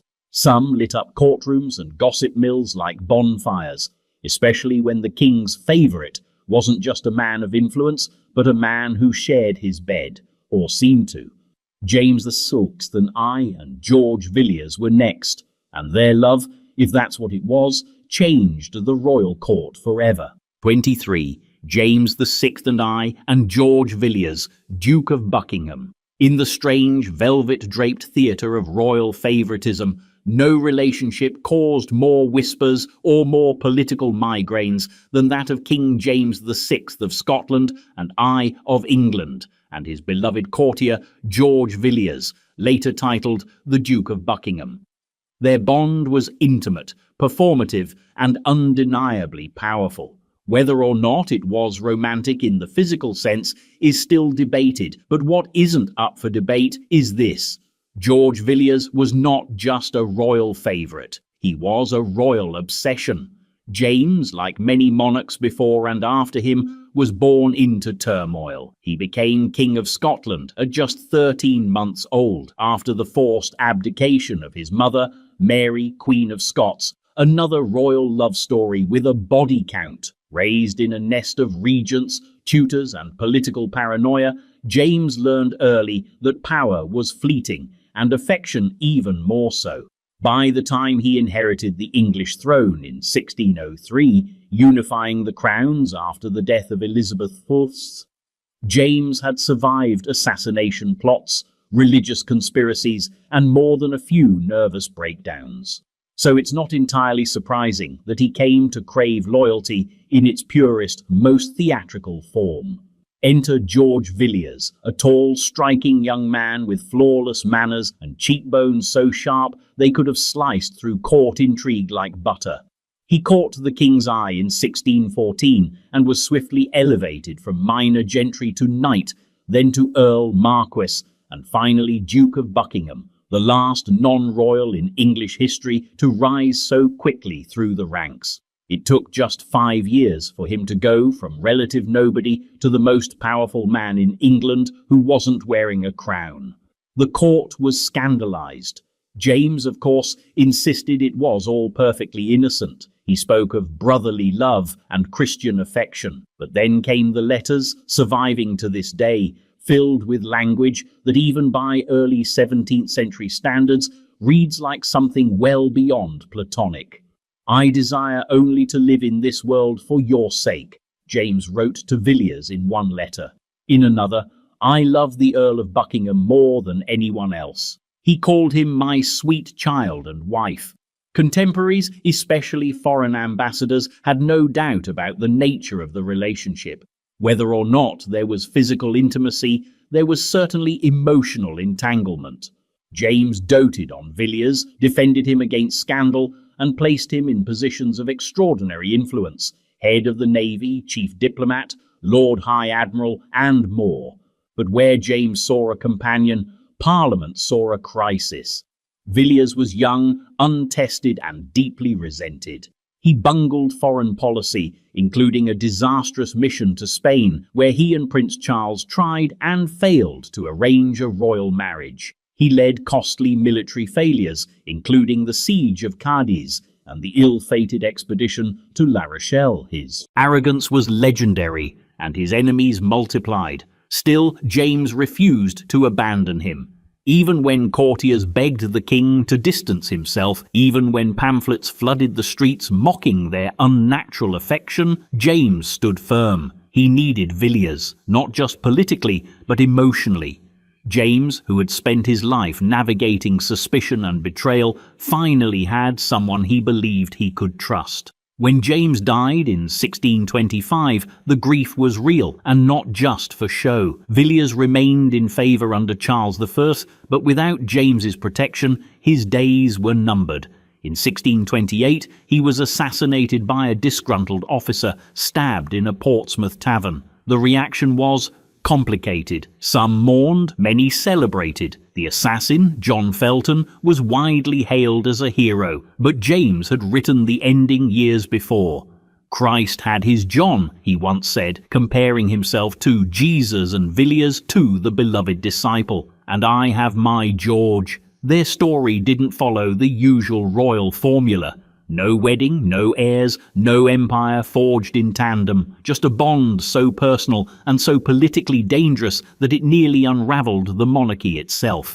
But if James and George's affection was seen as unnatural, the next royal union was too natural, so natural in fact that it raised few eyebrows in its own culture, despite being a marriage between half-siblings.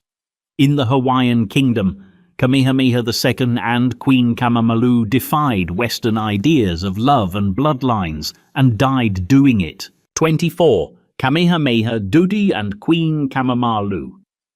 If the love stories of Europe were forged in dynastic contracts and candlelit scandal, the romance of Kamehameha II and Queen Kamamalu was built on something else entirely: custom. In early 19th century Hawaii, royalty wasn't a matter of distant protocol, it was divine blood. And bloodlines weren't lines at all. They were circles woven through sibling unions, half-sibling marriages, and carefully preserved genealogies that would make a Habsburg wince. Kamehameha II, born Liholiho, inherited the throne in 1819, following the death of his father, Kamehameha the Great, who had unified the Hawaiian Islands through a mix of battlefield brilliance, spiritual savvy, and raw political force.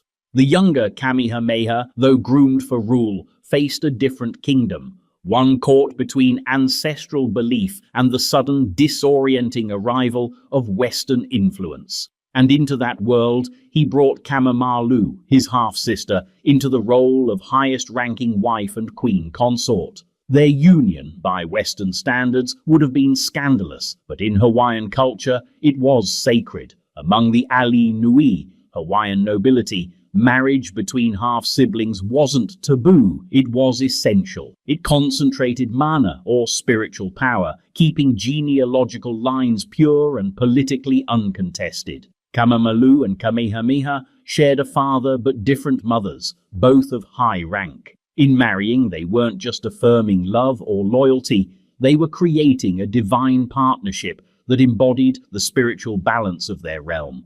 But if theirs was a union sanctioned by centuries of custom, it was also a collision course with the modern world. By the time of their reign, Christian missionaries were arriving from New England, armed with scripture and starch. These newcomers viewed Hawaiian spiritual traditions, including the kapu system, which governed nearly every aspect of life, as primitive or worse. Their disdain extended to royal practices, especially sibling marriage, which they interpreted through their own cultural and moral frameworks. And yet, Kamehameha II and Kamamalu did not flinch. They were young, regal, and by all accounts, deeply attached to each other. Kamamalu was known for her towering height, commanding presence, and devotion to her people. She was frequently seen at her husband's side, adorned in feathered cloaks and towering headdresses, radiating both affection and authority. Despite the king's multiple wives, he had at least 5, in keeping with tradition, Kamamalu was the favourite, not just by protocol, but by personal bond. Their love story, however, was marked by a curious paradox. They were living traditions in a world rapidly erasing them. In 1823, the royal couple made a fateful decision. They would travel to London, the heart of the empire now circling their islands, to meet King George IV and engage in diplomatic courtship on the world stage. It was the first time Hawaiian monarchs had ever left the islands. For Kamamalu, it was a voyage into the unknown. She packed regal garments and royal taboos and sailed into the teeth of British industrialism with the grace of a queen and the vulnerability of a stranger. The London they arrived in was cold, both literally and metaphorically. The climate was brutal for people born under tropical skies. Worse, the royal couple were not received by George IV, who, in the midst of his own scandals and excesses, kept them waiting. While dignitaries offered polite audiences, they were met more as curiosities than equals, paraded through banquets and exhibitions, observed more than understood. Then came the tragedy. Within weeks, measles swept through the royal party. Neither Kamehameha II nor Kamamalu had immunity to the disease, which had not yet reached their islands in full force. In July 1824, Kamamalu died. Days later, Kamehameha II followed. They were just 22 and 27 years old. Their bodies were returned to Hawaii months later, arriving in black-draped ships met by a stunned and mourning nation.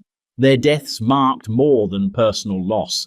They were a grim symbol of how vulnerable Hawaii was to outside forces, cultural and biological alike. And yet their love endures in local memory, not as scandal, but as sacred. A union that reflected the deepest values of their people and a devotion strong enough to carry them to the ends of the earth, only to be undone by a world that never truly understood what they were trying to preserve. But if their love was lost to a foreign illness, the final love story on this list was lost to silence, an ancient union sealed by family, undone by death, and swallowed by the sands of time. A boy pharaoh, a half-sister queen, and a plea for rescue that vanished into history. It ends, as many things do in Egypt, with Tutankhamun and Ankhesenamun. 25. Tutankhamun and Ankhesenamun.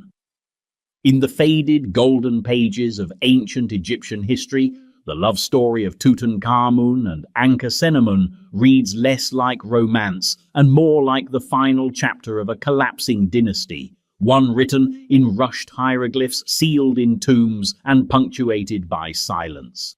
This was not a love story of empires built or kingdoms united. It was the desperate entangling of two children bound by lineage, ritual, and the political debris left behind by one of the most radical reigns in pharaonic memory. We all know Tutankhamun, the boy king, made posthumously famous by Howard Carter's 1922 discovery of his nearly intact tomb. The gold mask, the curse, the glittering mystery. But behind the myth was a real young man who inherited the throne at around 9 years old in the wake of religious and political upheaval so severe that even his name had to be corrected. Before he was Tutankhamun, he was Tutankhaten, living image of Aten, named in devotion to the sun god Aten, the central figure of his heretical father's monotheistic revolution. That father was Akhenaten, the pharaoh who tried to wipe out Egypt's traditional gods, abandoned the old capital, and installed a new religion that turned temples into empty shells and priests into liabilities. By the time young Tutankhamun ascended the throne, the old gods were clawing their way back, and Egypt was eager to forget Akhenaten had ever existed. And then there was Ankhesenamun, his half-sister, daughter of Akhenaten and Nefertiti, and almost certainly older than Tutankhamun by a few years. She had already been married once, possibly to her own father, and was now chosen, perhaps without any say in the matter, to marry her half-brother, the child king, who represented both a fresh start and the last fragile thread of the 18th dynasty's royal bloodline. Their marriage was not unusual by ancient Egyptian standards. Royal incest was a dynastic strategy, not a taboo. Pharaohs were gods, and gods, as myth insisted, kept it in the family. What was unusual was how brief, desperate, and eerily quiet their union was. Tutankhamun's reign lasted just 9 years. During that time, he and Ankhesenamun reversed many of their father's reforms. They returned the capital to Thebes. They reinstated the old pantheon of gods. They rebuilt temples and tried, with all the fragile power of teenagers dressed as deities to restore order. But Egypt had not forgotten the chaos, and neither had the priests, the generals, or the scribes. The court was no longer a family, it was a survival game. Tutankhamun died suddenly around the age of 18 or 19. Theories abound: malaria, a genetic illness, a fall, or complications from a broken leg. Whatever the cause, his death was a disaster. He had no surviving heirs, no strong allies, and no plan in place. His tomb, though now world famous, was clearly rushed, carved into a space originally meant for someone else. And then comes the strangest part of all, the letter. Buried in the archives of the Hittite Empire, Egypt's longtime enemy, is a fragmentary record of a message from an Egyptian queen to the Hittite king. The queen's name is never given, but scholars widely agree it was Ankhesenamun. In the letter, she begs the king to send one of his sons to marry her. She insists she is a widow, that she has no one to turn to, that she is afraid, that she would never take one of my subjects as husband. It is a royal plea for rescue. The Hittites, cautious but intrigued, sent a prince. He never made it. He was murdered en route, and then Ankhesenamun vanishes from the historical record. No confirmed tomb, no funeral inscriptions, no political epilogue. She simply disappears, possibly married off to a court official, possibly imprisoned, possibly eliminated. Her name was even scratched out from many monuments, her memory reduced to ghostly absence. What remains of their love is archaeological, a pair of stillborn daughters buried with Tutankhamun, delicate paintings in his tomb showing him and Ankhesenamun together, one offering him flowers, the other standing behind his throne, and a scattering of letters, statues, and amulets that hint at affection trapped beneath formality.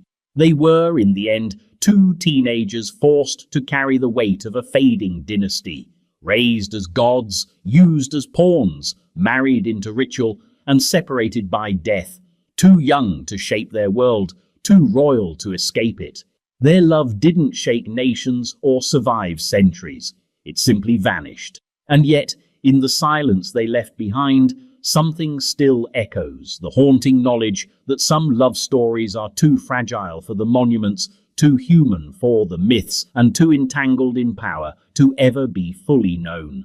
And so, from divine unions to political gambits, secret marriages to scandalous affairs, sibling spouses to foreign exiles, these 25 bizarre royal love stories leave us not with answers, but with a question. What do kings and queens really rule over, their people or their hearts? Because time and again, when power and passion collide, it's not the empire that wins. It's the mystery,